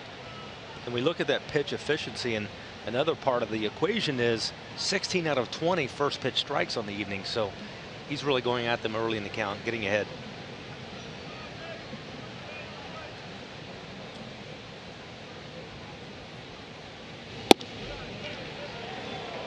Two and one.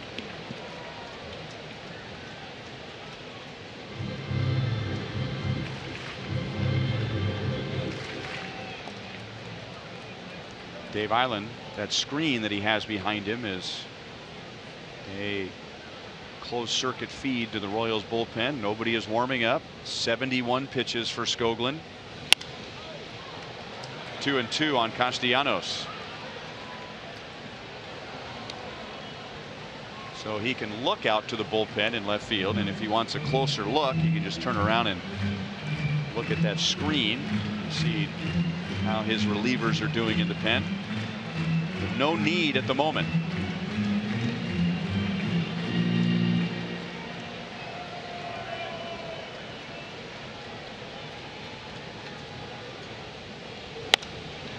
Another foul ball.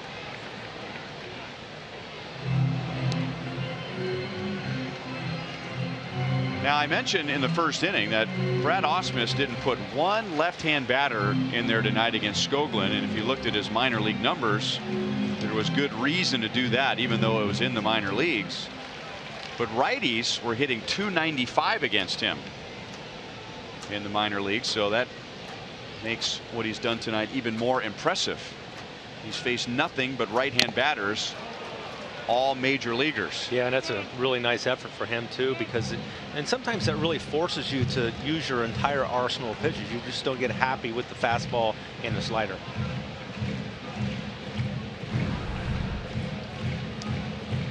So this is what he did at AAA Omaha.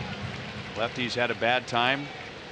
Righties a lot more comfortable in the batter's box. But tonight, in 5 1/3 innings, he has surrendered 2 singles and 1 walk. One thing that I found, Ryan, when you're forced to face the left-handed batters, you're not just going to focus on those 2 pitches. So it really makes you a more complete pitcher, makes you a better pitcher. And I think that was one of the things that once I was able to throw my changeup more effectively to lefties and my curveball, suddenly you're a 4-pitch pitcher instead of just a 2-pitch pitcher. So you have the chance to be successful, you know, against both sides of the plate. Caught by Moustakas, and no chance for a double play. He didn't get it out of his glove right away. I don't know if he had a chance anyway. 2 down. That's the hardest hit ball tonight against Skoglund. It's a good at bat there. He was squaring him up, or looking to. He fouled off all them pitches. It's bad luck, but Moose is right there.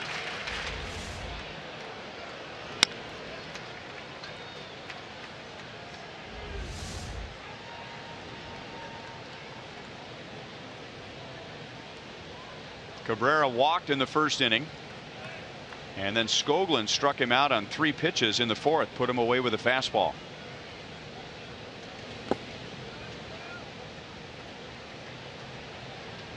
See that target Salvador Perez is giving is going to be down. He wants to stay down on the big guy here.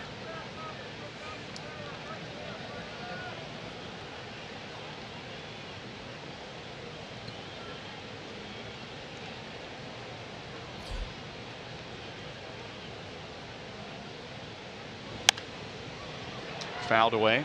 Remember last year, Cabrera was having a bad time against lefties. Remember, you went down and talked to him about that. And he looked at me like I had the answer for him. And he goes, I don't know. I can't tell you.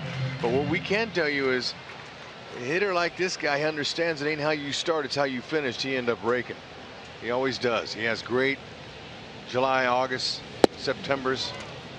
He's a strong finisher every year, but he was perplexed.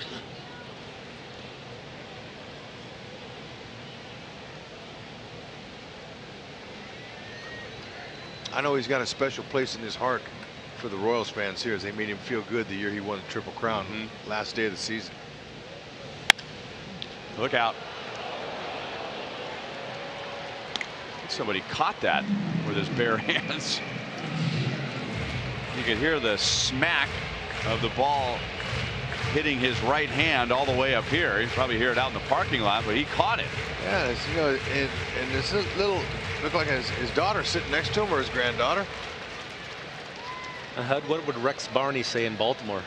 Give that fan a contract and a new glove.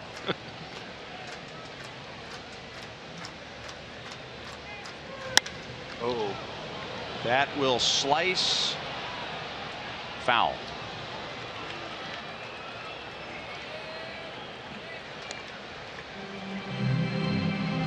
That's an area of this field I'm hopeful that we're able to stay away from with Miguel Cabrera. We've seen him beat the Royals so many times down that right field line, hooking balls just inside that, what I'll call the fair pole for the home runs. Yeah, he stays inside well, and that's his power. To all fields, I mean, to any stadium. Doesn't matter. Good spot.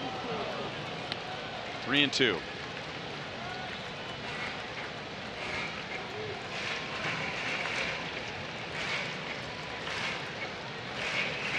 Very few hitters will lay off that pitch. 2 balls, 2 strikes. Now trying to play some mind games with Cabrera. Salvi telling Skoglund to shake one off, and he fouls it away. You know, third time through, Tigers are starting to gauge him now. It's too bad that the Royals haven't been able to get to Verlander either to give him some run support here. But you can tell they're having better at-bats against him. No doubt.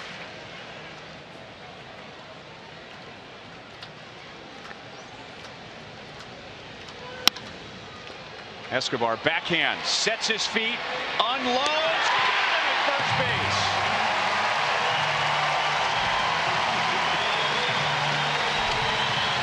Woo, he's got a cannon. Look at this, look at that bird's eye view. Yeah, that's what we're talking about. It's a family affair.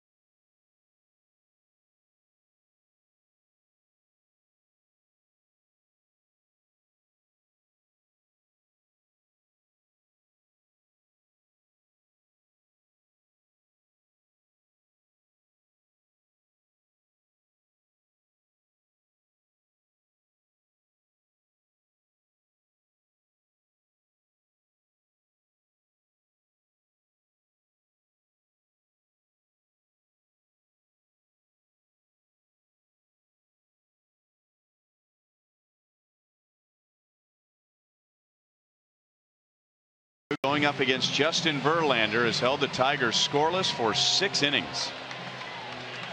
And now the Royals begin their third time through the order against Justin Verlander in our Sonic Slam inning. Our contestant is David Setter from Overland Park.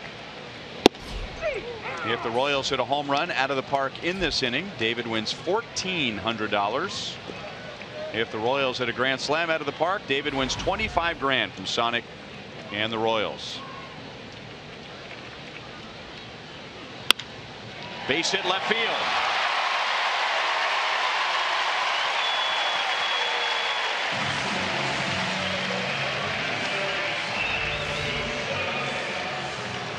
Yeah, there's a slider that hung up for Esky. When it's elevated, it's a little bit easier to put in play. That's one of the few mistakes Verlander's made tonight. He's been spot on. He's been really good. Yeah, it's been a while since we've seen so many 96 and 97s from him. I think the impressive part is the life we're seeing too with the velocity. Like a two-seamer. Everything's moving. He's got great electricity in his pitches. Those cutters are, you know, I haven't seen that. I'm going to call it a cutter. Monty didn't look quite like a slider. Yeah, I think it's a cutter. I think you're right. He's got about a 4-inch break to it, maybe. Hard to lay off 2 for a or lefty. 3 inches, yeah. Moose, glad he didn't swing at that. That'd have broke his bat, probably. See if he can get one in his wheelhouse here. Up, back to the middle. Escobar rounds second and holds. And for the first time tonight, the Royals have more than one base runner. They have 2 on with nobody out.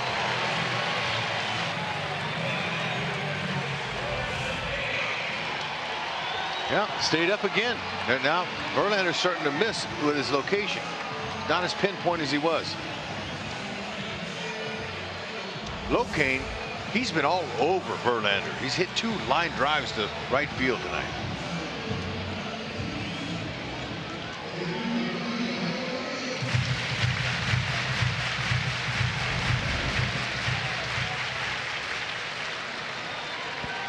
.256 overall. You can add 20 points to his batting average with runners in scoring position.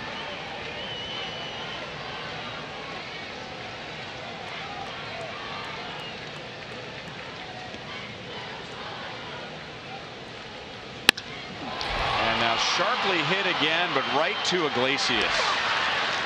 And you can only imagine how mad Kane is.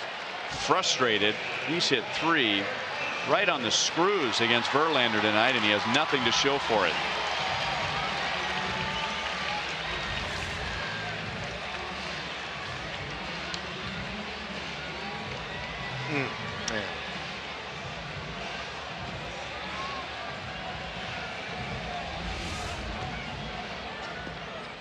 Royals are 0 for 5 tonight with a runner in scoring position against Verlander.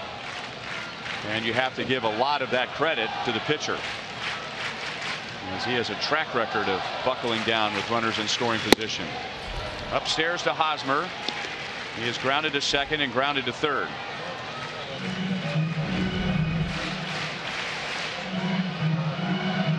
He did it again last night, hitting a 2-run home run in the 7th inning to give the Royals a brief lead. And he has a chance to give the Royals a lead right here. Wicked swing at a fastball at 97, which was up. And that's a good example of swinging 97% to his 97 pitch. Too hard.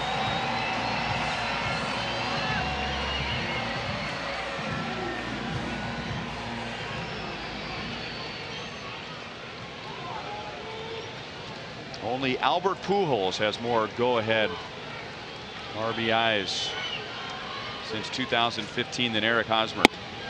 So Verlander says, I'll throw up there again. 2-1.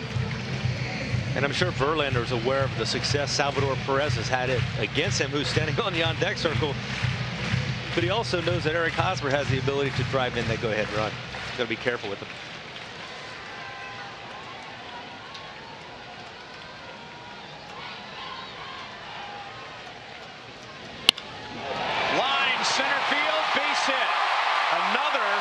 Go-ahead RBI for Hosmer. So Escobar's leadoff single turns into a run, and the Royals break through against Verlander in the 6th. Yeah, how about that? Now Haas backed off of it. The velocity on his swing, and watch how easy this one was. As it pitched right down the middle. See how controlled that swing? That swing to me was about 70% effort. Very nice. 70, 75. He didn't overswing, just put it in play, ball right down the middle. Royals taking advantage of Verlander a little bit up in the zone here. Yeah, he's really made 3 mistakes tonight in this inning that have cost him a run so far. The Royals have Peter Moylan warming up in the bullpen. So it may be situation dictated based on what the Royals do in this inning, rather whether they send Skoglund back out there or not. Middle of the order coming up for the Tigers. Salvi's down in the count, no balls, 2 strikes. We are discussing in between innings and kind of debating amongst ourselves what would it take to send Skoglund back out for the 7th. And And if they only score 1 in this inning, maybe you let him go out there as long as he stays perfect. I'm going to let him go out and at least face a batter. Let him face so there's a runner on base, and then you can go to the bullpen. Inside to Salvi, 1 ball, 2 strikes. We thought, and we're just playing manager up here in the booth, if the Royals did not score, Skoglin's probably given you enough for tonight. Yeah, and I think when you look at those situations, you always, in my mind, you look at who's the best pitcher available for me to send out there in this situation. And the way he's thrown the ball tonight, he's proven that he's been very worthy. Pounded out to third. Castellanos to the first base side, or the home plate side of first base, but Cabrera keeps his foot on the bag. Eric Hosmer with 2 outs drives in another go-ahead run, and the Royals lead 1-0.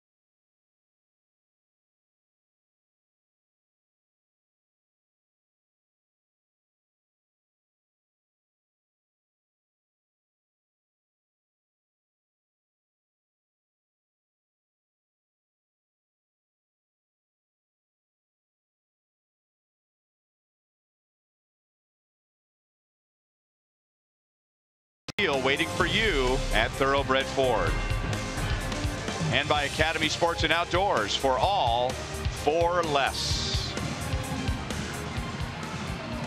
So the Royals send Eric Skoglund back out for the 7th inning.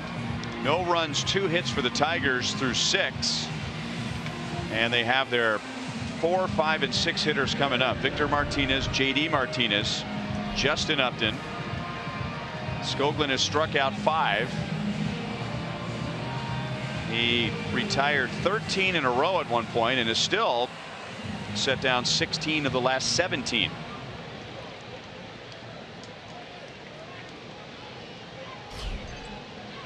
Victor Martinez has one of the 2 Detroit hits with a first inning single to right. He is 1 for 2.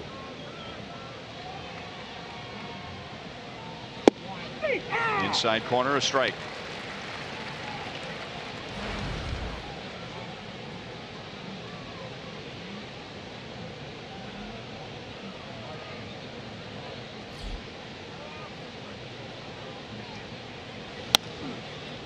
Very late, although it looked like he was trying to shoot it to the right side. 0-2. Last time he was up, he had a swing just like that and had a look of pain on his face, and his manager and trainer came out to make sure he was all right. Yep. That was not a very good looking swing he just took.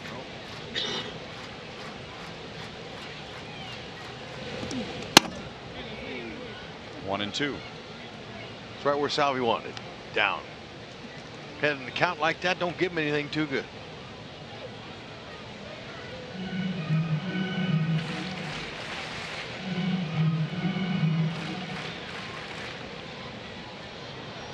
Skoglund just completed his longest inning of the night, 23 pitches to get through the 6th. That's the only inning he's had tonight where he's thrown 20 or more pitches.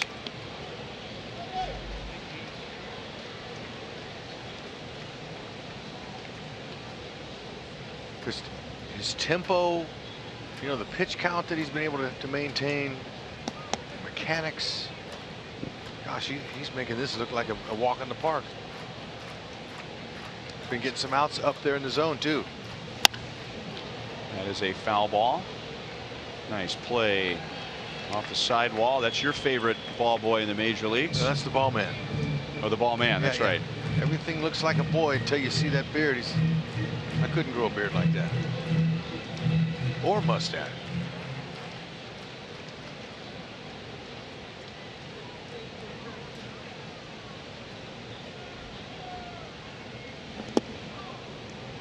Two and two. Really only been a handful of hard hit balls tonight against Skoglund. Upton and JD Martinez. You see right there, both fly deep to right. Castellanos has lined to third. And that's really it in 6 innings. Jammed. Alex sprinting in from left. He's there.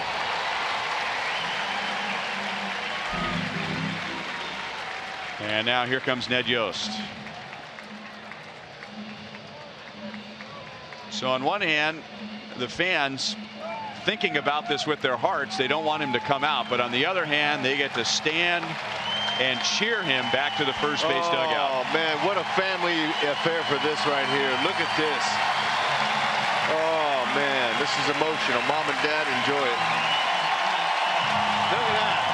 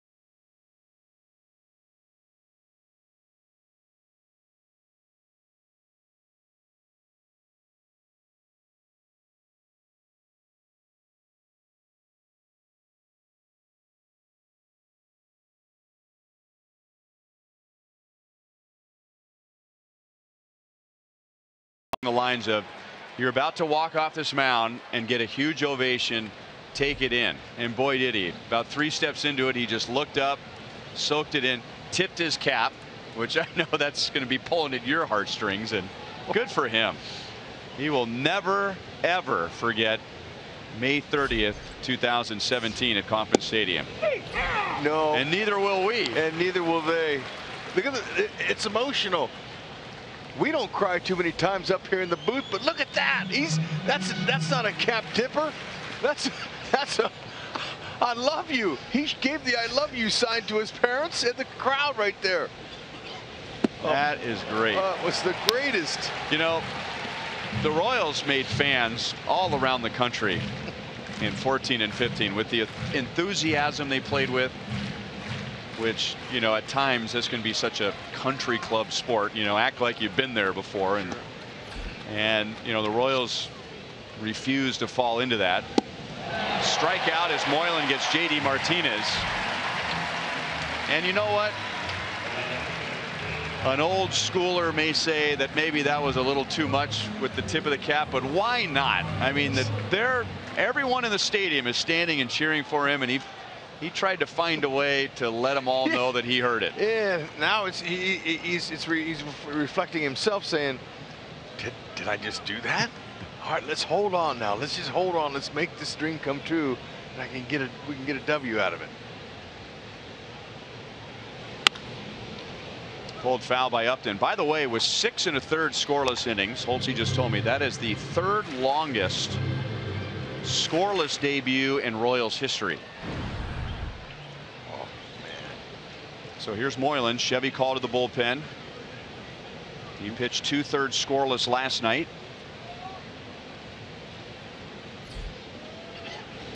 You want to know why you come to a ballpark in a ball game? For moments like that. Moments like that are life lasting. And you see them every night at the ballpark. That's why it's fun to come here.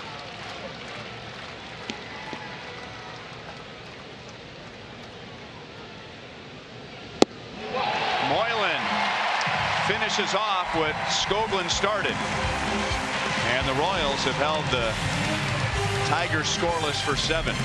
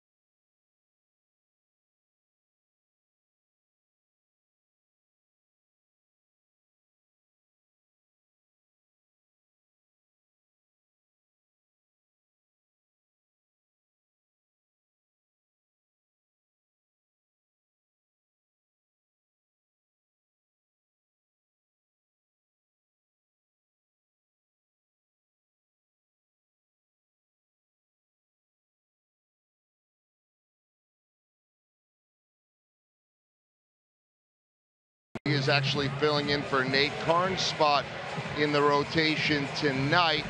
And here's the update. University of Kansas Health System on Nate Karn. Still on the disabled list. Had that nerve irritation in his right arm. Talking to trainer Nick Kenny today, he said that the radial nerve is decompressing, meaning it's getting better.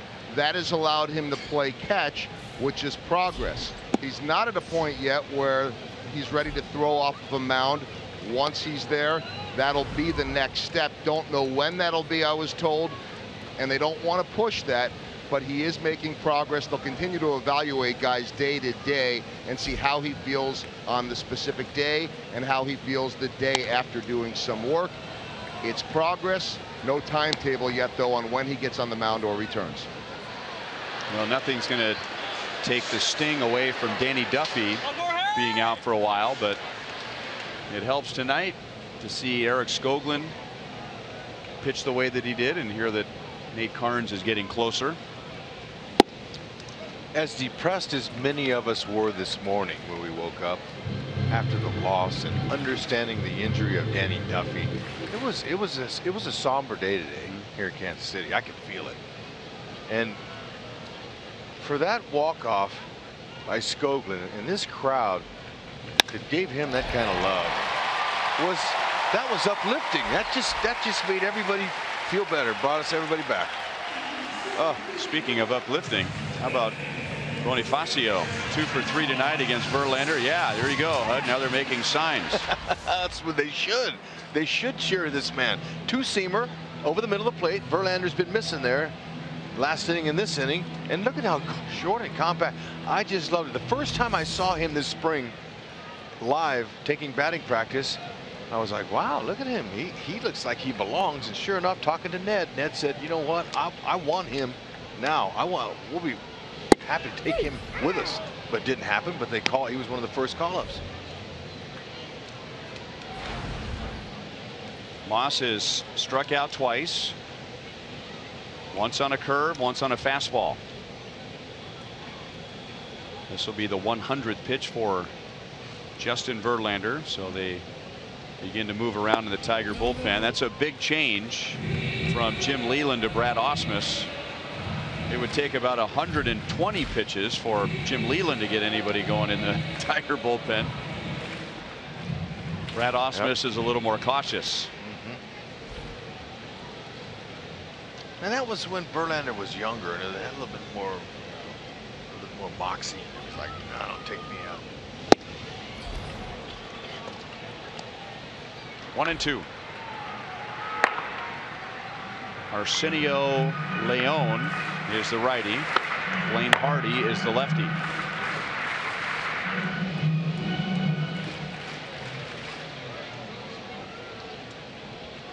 Ausmus looks like he still should be playing.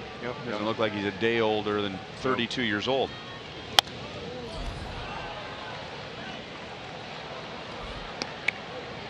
Fourth year as Tiger manager. Wasn't a great hitter as a big leaguer, but he was a heck of a catcher.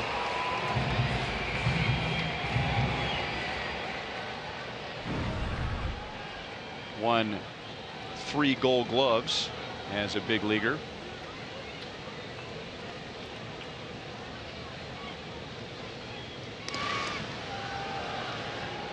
He does something that I remember Tony Pena did when he was manager of the Royals. Brad Ausmus will go and catch his pitchers because he wants to have a feel for what their stuff looks like, what they look like when they're on, which helps his evaluation from the dugout whether he's going to make a pitching change or not.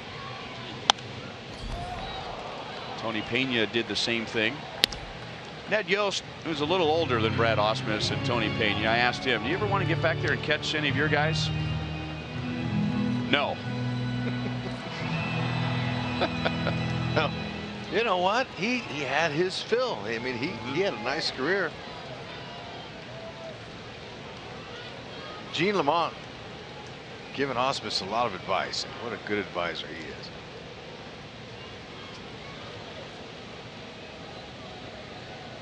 Bench coach Gene Lamont, Kansas City Royals, played against him in A-ball in Fort Myers, Florida, that old complex they used to have down there in spring training. Artificial turf. That's where they trained back then. Terry Field. Yeah, he was a skipper. Terry Park. Right.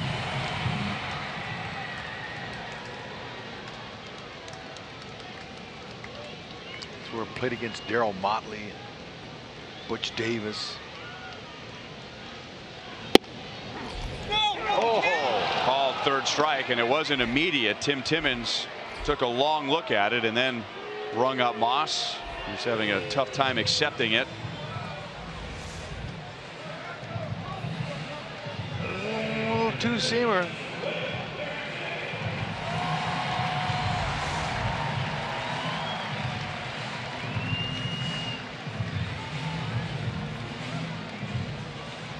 It's always nice when you've got a hitting streak going. Witt extended it to 15 with an infield hit last time up, and now this last at bat he's going to just say, all right, this is a bonus AB.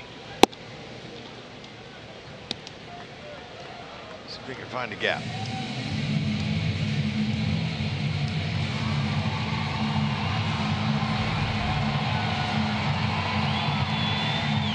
Walked in the third inning after 12 pitches, and then had a hustling infield single in the fifth and stole a base. Bonifacio runs as the Royals try a hit and run.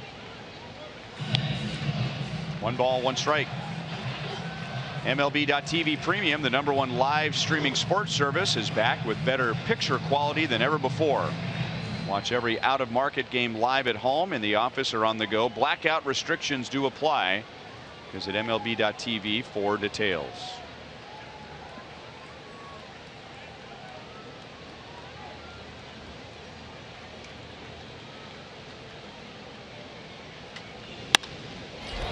Right field. Well hit. Not quite enough. Martinez plays it in the corner. 2 down. And now Alex Gordon with a runner at first and 2 down. Coming up, our next bobblehead in our Memorable Moments series, and that's Saturday with the Royals and the Indians. The first 20,000 fans through the gates receive an Alex Gordon bobblehead courtesy of Papa John's, commemorating his game-tying home run in the 9th inning of Game 1 of the 2015 World Series. That is on Saturday.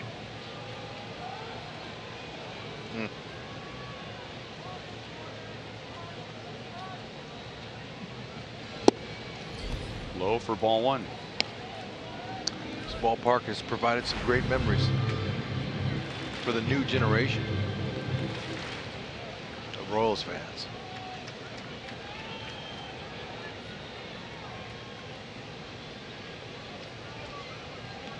This will be the 110th pitch for Verlander. 1 ball, 1 strike.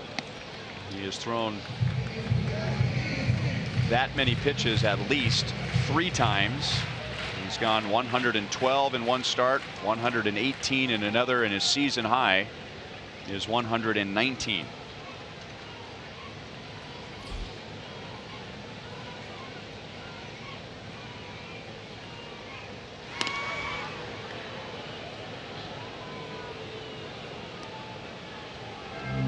He now has 143 starts in his career with 110 or more pitches. You take that back, 193 starts with that many pitches. You know, he's a throwback type pitcher. He could have pitched, you know, in any era. He's 6'5", 225 pounds, you know, durable, strong. Could keep that tempo up and keep the same velocity here through this many pitches.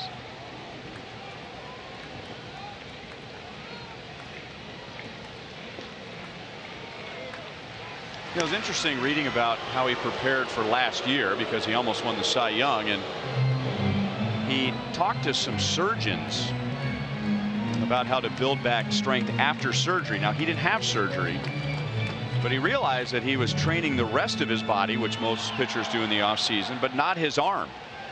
So it took his arm a while to catch up.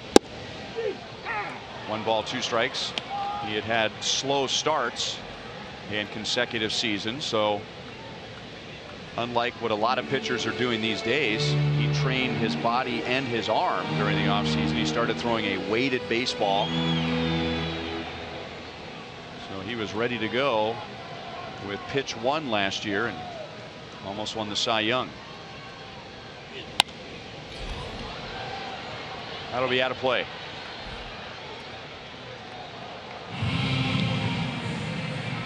It is the ongoing argument or debate amongst old school pitchers and new school pitchers. The old schoolers would say you have to throw. Throw all the time. Throw a lot. Throw hard. Whereas now rest and recuperation is more the mindset of today's pitcher, or at least more rest and recuperation than years ago. Broken bat, 1 ball and 2 strikes on Alex. Yeah, you know, there's a lot of old school in the new school, this, you know, the new millennium now. That's for sure. But you know, the new millennium can take from the old school too. They can learn. That's why having old timers around, Gene Lamont, you know, I'm not saying Rusty Kuntz is an old timer, but he played, you know, in the 80s, 70s, 80s. You know, those, it's nice to have those guys around from then.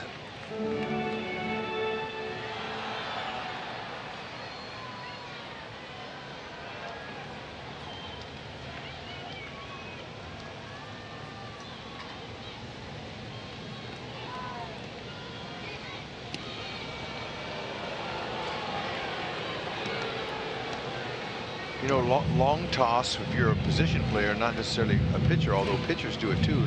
If you just play short catch, and then, you know, if you go longer and longer and longer, and eventually then the next day you go longer, and next week you go longer, and that's how you gain strength in your arm. By getting stronger by throwing and throwing high and far, not short, not a line drive throw. You want a high arcing throw and stretch out the whole latissimus dorsi, all the way, the muscle all the way down to the glutamus maximus. Those two used to fight at the old Roman Coliseum, didn't they? That's right. I knew you'd say latissimus and yeah, the glute. No. 3 balls, 2 strikes. But it's amazing how when you throw a lot, you get stronger.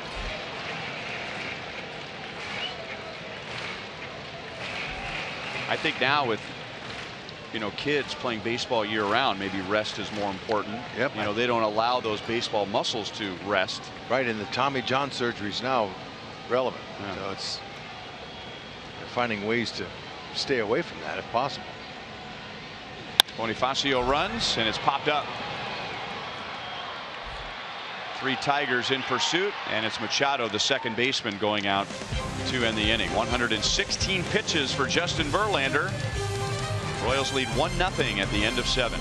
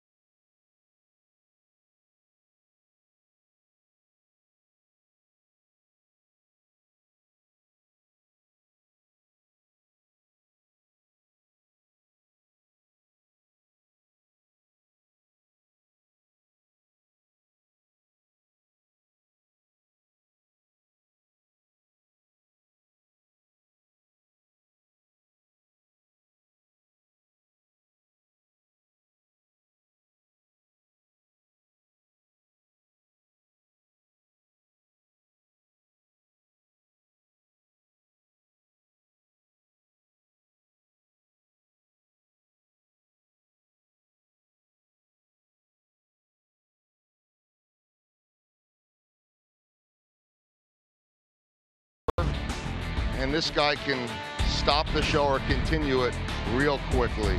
2-run home run number 14 for Giancarlo Stanton. Primary voting for the All-Star game, and he's not the leader yet.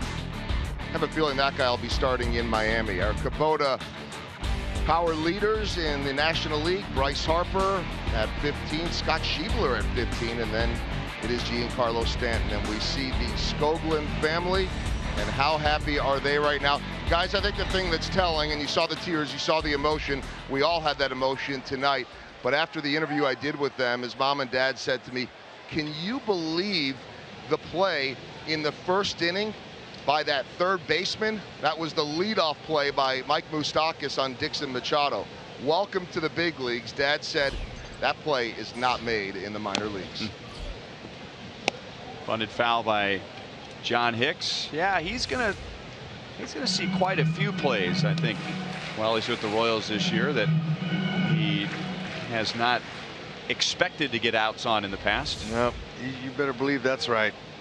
But how neat for them too to be able to, in the third row, right there in the nicest seats in the ballpark. Easier play for Moustakas. Hicks is out, and you know what?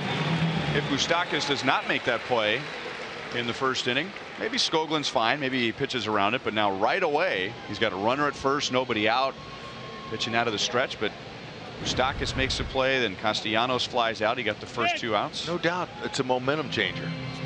Mike Minor gets the 8th inning tonight with the Royals leading 1-0. Chevy called to the bullpen, and he's looking to bounce back. He gave up 2 runs in 2/3 of an inning last night He had gone 14 1/3 consecutive innings without allowing a run.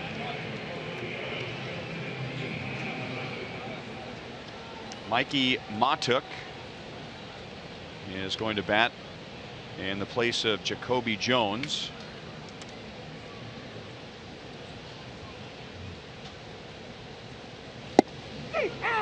And Minor throws a strike.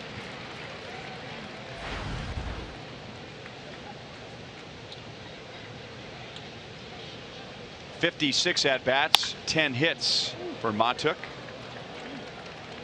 Down to the count, no balls and 2 strikes.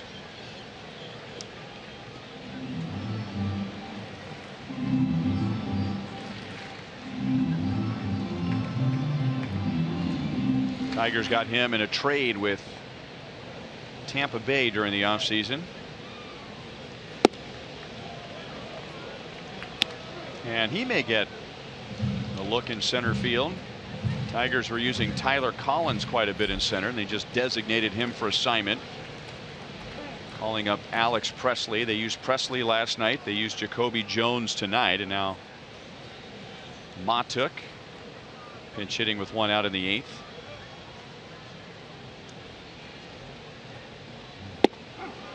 Slider got him looking. 2 down.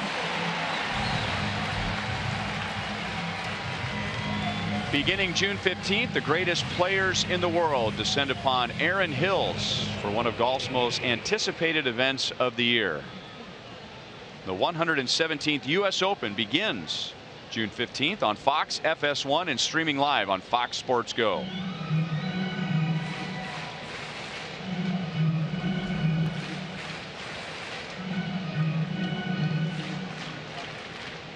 Jose Iglesias with 2 down, nobody on.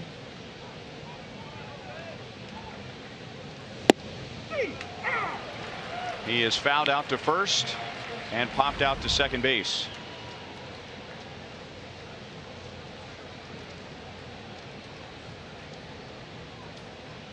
One nothing Royals in the 8th inning on Eric Hosmer's 2-out single in the 6th inning that scored Escobar.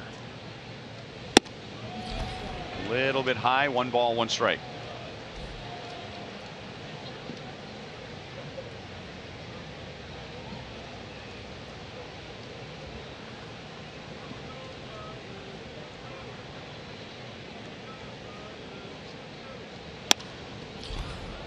Up the right field line, and that'll be down in front of Bonifacio. Iglesias took an aggressive turn around first and holds with a 2-out single. That's all he wanted to do. Fastball in on his hands. Fought it off. Took a funny hop though out there. Kicked towards the line. That was base hit number 3 for the Tigers tonight. All singles. And with 1 walk, they've only had 4 runners tonight after scoring 10 runs on 12 hits last night.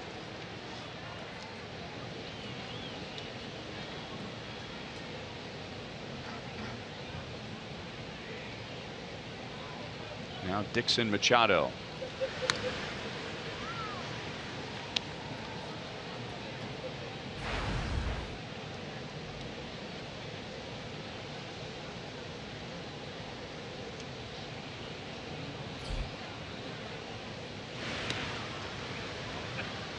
Tigers and the Royals both had a bullpen breakdown last night, but for the most part played well. They have played well tonight, and these are 2 teams, if they played 2 sloppy games, while they wouldn't make any excuses, they have plenty reason to be less than on top of their game. Tigers are wrapping up an 11-day, 11-game road trip. The Royals just had a long road trip. Royals road trip had delays, rainouts, double headers, late arrivals, and that is what sums up the Tigers road trip so far. Rainouts, rain delays, double headers, late arrivals. 1 ball, 1 strike, and it doesn't matter if you're making the major league minimum or you're making $30 million a year. Tired is tired. Yep. And That's why it's important that you have guys on your roster that are energy givers. Throw to first with Iglesias going. He is out. Thank you.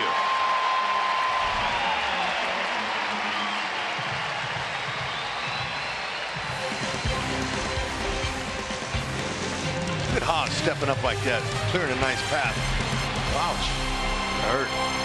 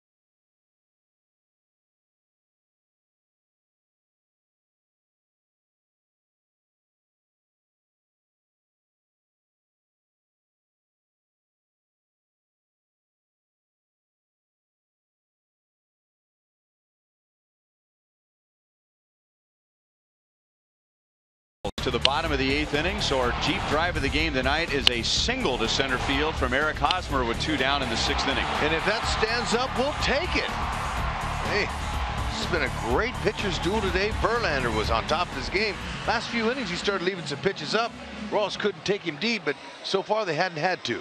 Hold her down. Get another run for insurance for Herrera, who's out there loosening now. Maddox staying in the game.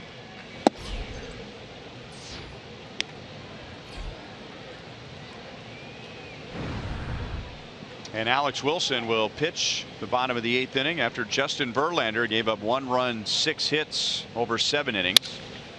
And he cracks Escobar's bat. 1 down in the bottom of the 8th inning. Escobar is 1 for 4. He scored on that Hosmer base hit back in the 6th. Refreshing saves from Price Chopper and Aquafina. Sign up at mypricechopper.com to save on Aquafina when the Royals get a save. Herrera is getting ready for the top of the order. Machado, Castellanos, Cabrera.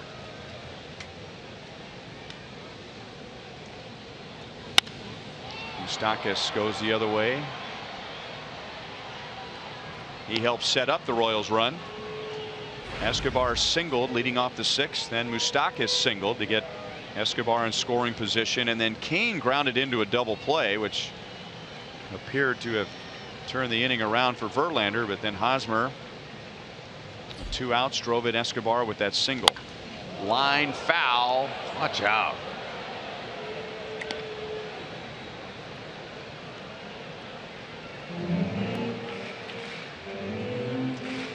Little bit out in front. Just a tad. Wilson, not overpowering, 89 to 93 2-seam sinking fastball. Sinker, slider, curve change.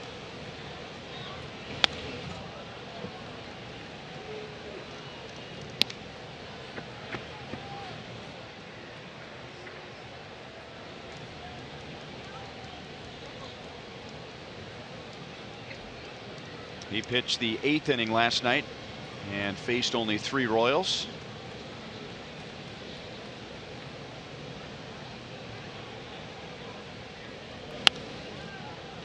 Still 0-2.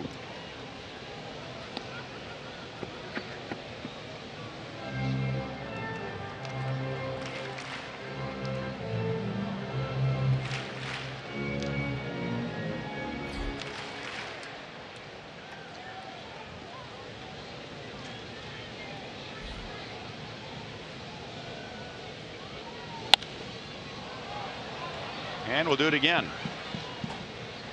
Who's taking some good rips.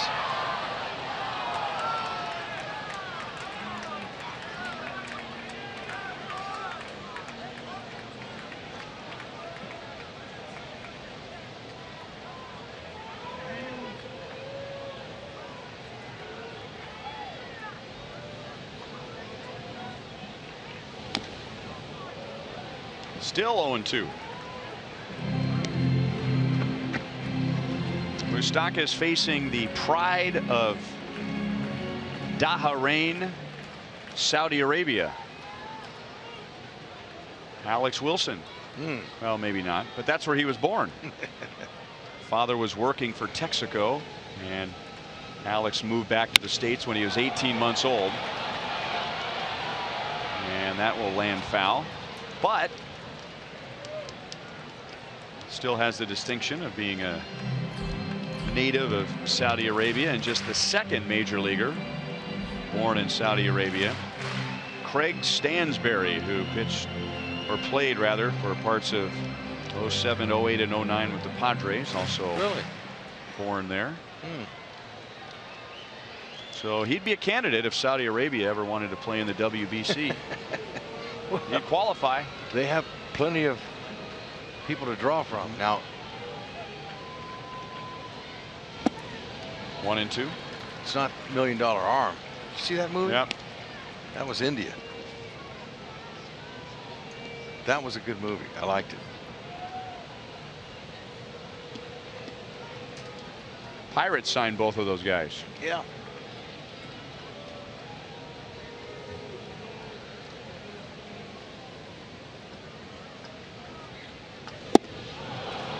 Fastball riding away.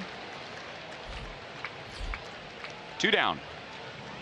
Don't forget, if you can't catch a game on TV, you can stream games live on your mobile device. Download the Fox Sports Go app, log in, and stream the Royals.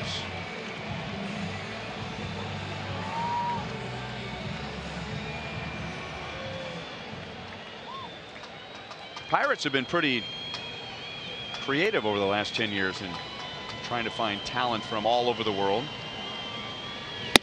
Upstairs to Kane, and I'm talking about places where you wouldn't expect to get players. I mentioned the 2 guys from India. They had a player this year make his big league debut who was born in Africa. Cool. That's right. I saw him. They also had there's a strike to Kane. 1 ball, 1 strike. They also had a Lithuanian native make his debut this year for the Pirates. That's cool. The more the merrier.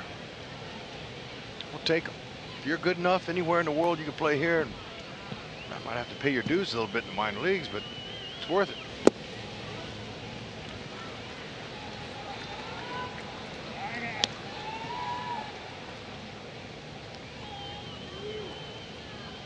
Lorenzo Cain has had a bad luck 0 for 3. He is lined out to right field twice and grounded into a double play, and he hit that one right on the nose. There's a shot to the gap in left center field. He has hit 4 bullets tonight and has 1 hit.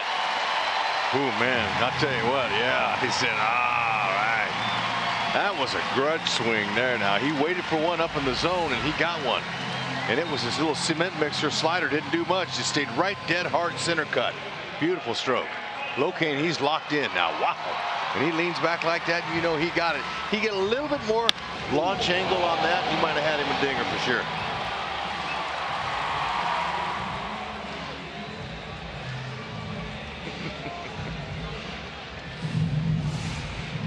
So it gives Hosmer another chance to drive in a run and give Herrera a little more breathing room. Brad Ausmus jogs out of the Tigers dugout. There's nobody warming up, so this is a discussion about the situation. An open base, a right-hand batter coming up. Yep. Now maybe I'm reading too much into this, Ed, but Ausmus, who is had a great reputation as a catcher, if the manager goes out there, is it more of a discussion? How do you feel? What do you think? As opposed to maybe the pitching coach going out there and saying, here's what we're going to do. No, I think that adds a lot of weight and respect to the player when the manager goes out there. The pitcher, he likes that. He appreciates it. And you're right. He asked him, would you rather face Haas or Perez? And what do you think? That first pitch may or may not indicate what he's going to do with Hosmer. Twice, Hosmer has put the Royals in front in this series. 2-run home run in the 7th inning last night against Rodriguez. 2-out RBI single against Verlander tonight. Slider. That one's a strike. And it's 1-1. Wilson has had a nice year for the Tigers, but we covered this last night. The Tigers bullpen as a unit has been a disaster this year. They have the highest ERA in the American League, over 5.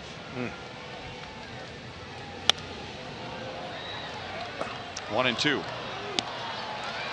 And sometimes a bad bullpen will not have a very high ERA because a lot of times they're giving up the starters runs.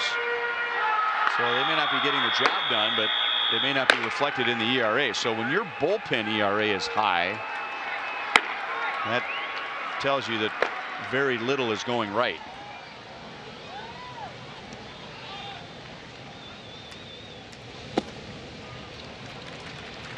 Two and two.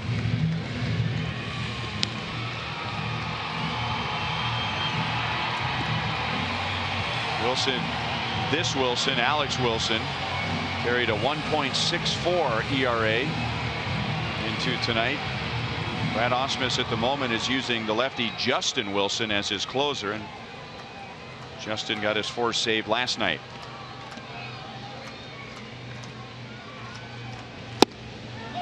Three and two, so he's trying to keep everything down and trying to keep everything in on Hosmer.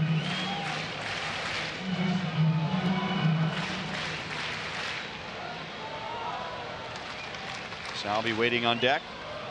He is 0 for 3 with 3 groundouts. So that was 1 victory for Verlander tonight.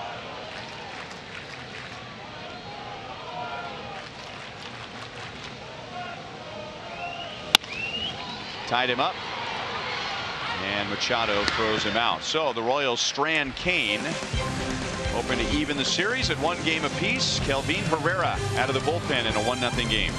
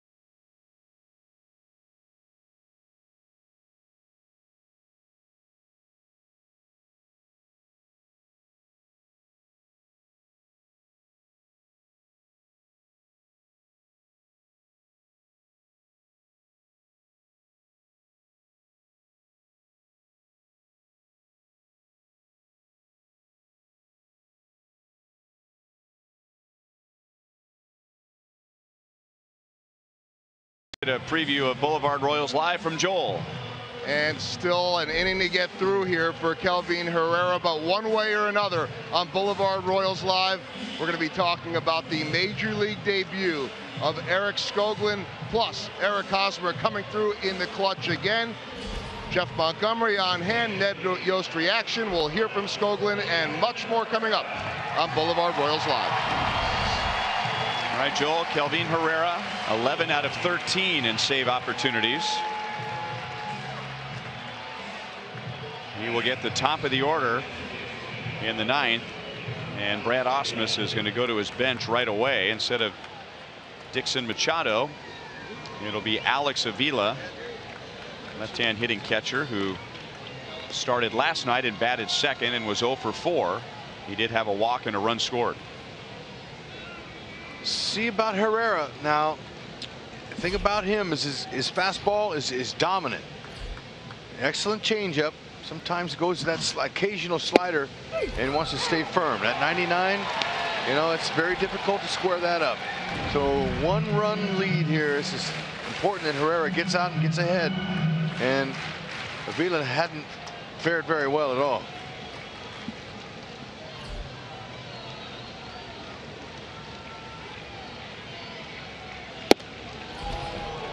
One ball, one strike. Very short, compact deliveries. A lot of big, powerful arm.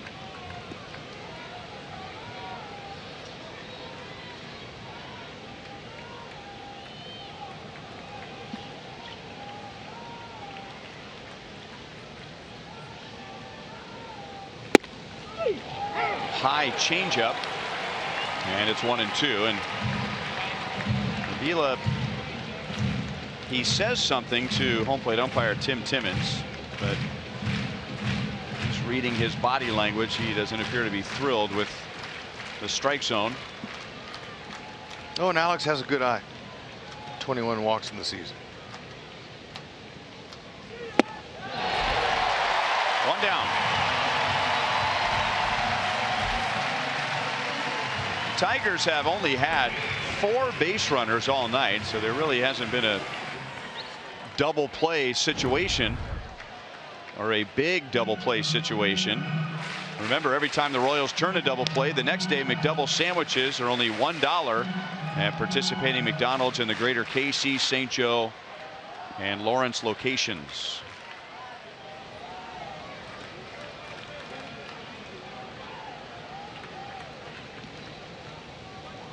So Herrera getting the advantage of either pitching right on the edges of the strike zone or maybe a little bit off the edges. Opens the inning with a strikeout, and now ball 1 upstairs to Castellanos, 0 for 3. Now here's a hitter who has had some success against Herrera. 5 for 7 with 2 doubles. He had maybe the hardest hit ball against Skoglund tonight. 2-0, and it was an out, but he hit a blur against Skoglund in the 6th inning and lined out to Moustakas at 3rd. Only real chance the Tigers had against Eric Skoglund tonight was with 2 outs in the 1st inning when he gave up a walk and a single. Got him to chase a pitch up, and Escobar throws out Castellanos, 2 down. And that 1st inning was the only inning that Skoglund had to deal with more than 1 base runner, and it's the only inning all night where the Tigers have had more than 1 base runner.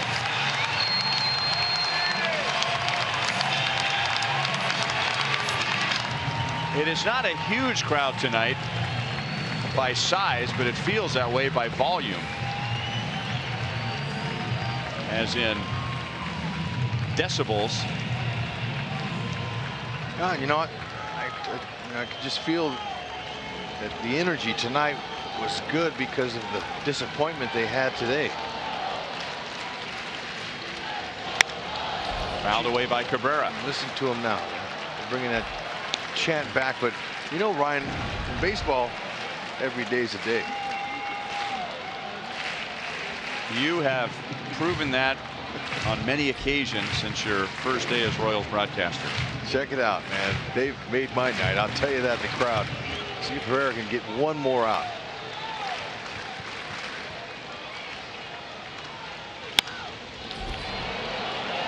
Slicing Bonifacio to the side wall, and it's back into the 2nd row. Why not take a shot at it? No, really, but be careful. I'm glad he was. Hung up there. Don't want to crash in there and injure anything.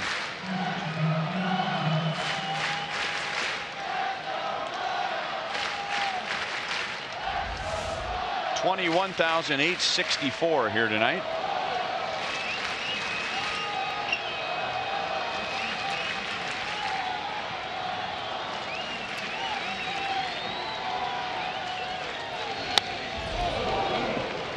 Now, I don't know if you'd call that a hittable pitch. It was right down the middle of the plate, but it was 99 miles an hour. And you have to really be short with your swing. You see how that was? I mean, that's exactly the swing you want to put on a ball like that.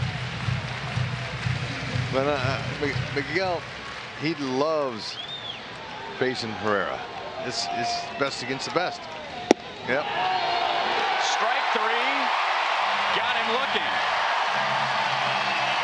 Eric Skoglund wins his big league debut with 6 1/3 scoreless innings. Eric Hosmer drives in the only run. And the Royals use 4 pitchers tonight to shut out the Tigers 1-0. El Toro! Olé!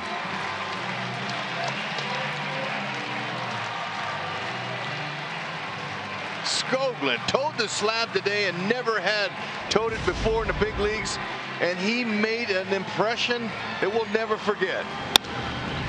Honda, plays of the game. The very first batter was tested. Moose said, nah, not on my dive. Great location tonight. He had a really good tempo. He was hitting his spots. He used all 4 of his pitches. He went up in the zone. He went down. He used his defense. And that walk-off was unbelievable when he took off the mound and Ned took him out. Look at Escobar showing off that cannon. The crowd was elated. Skoglund earned himself another start. That was beautiful. He is on his way to Joel. So, yeah, he has earned a win. He has earned another start. And he may be earning a bucket full of ice water. Let's go down to Joel. All right, guys, thank you very much. The man of the night, the rookie, Eric Skoglund, making his major league debut.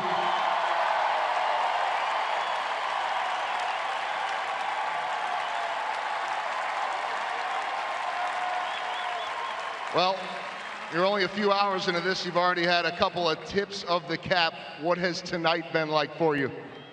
It is absolutely special, man. These guys.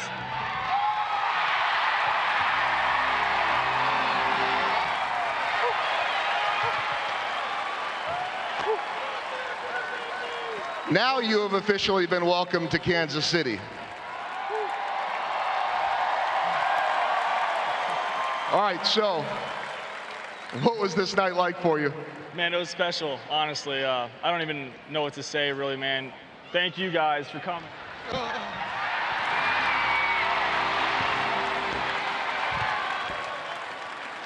He says, Uncle, that's it. There are no Gatorade buckets left. We can get back to the interview now. Salvy's gone. You're officially a Royal.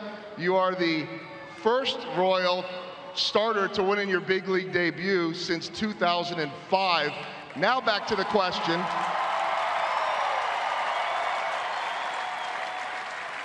What was tonight like for you? I'm waiting for someone to pinch me. This is absolutely incredible. I'm so happy my family's here. You know, teammates, they welcomed me in open arms, and it was a very special night, and I can't wait for the rest of the season, man. All right, we'll get back to the beginning of the game and throughout the game, but I have to ask you about walking off the mound. What did Ned Yost say to you?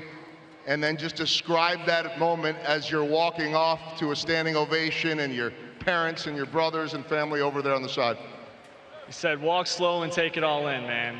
And I did exactly that. All right, how about the emotions once you get out there and suddenly there's Miguel Cabrera and Victor Martinez? Who was more nervous, you or your dad?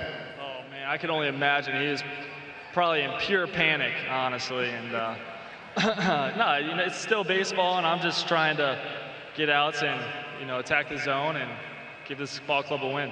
All right, final question. I want you to be able to get in there and celebrate with your teammates. At what point, at what age did you dream of this moment of making it to the show? That's a tough question. I've been playing this game since I was 4 years old, and when I signed with the Royals, I always imagined myself walking out of the tunnel at the K. And tonight happened, and it is absolutely incredible and a beautiful experience. And I thank all you fans, man. You guys have done an awesome job tonight, and you know, I can't wait to be back. Well, I'll make one final request. Soak in this last moment as you walk off and enjoy it with your teammates. Thank you. I appreciate it. There it is, Eric Skoglund. Take it in, guys.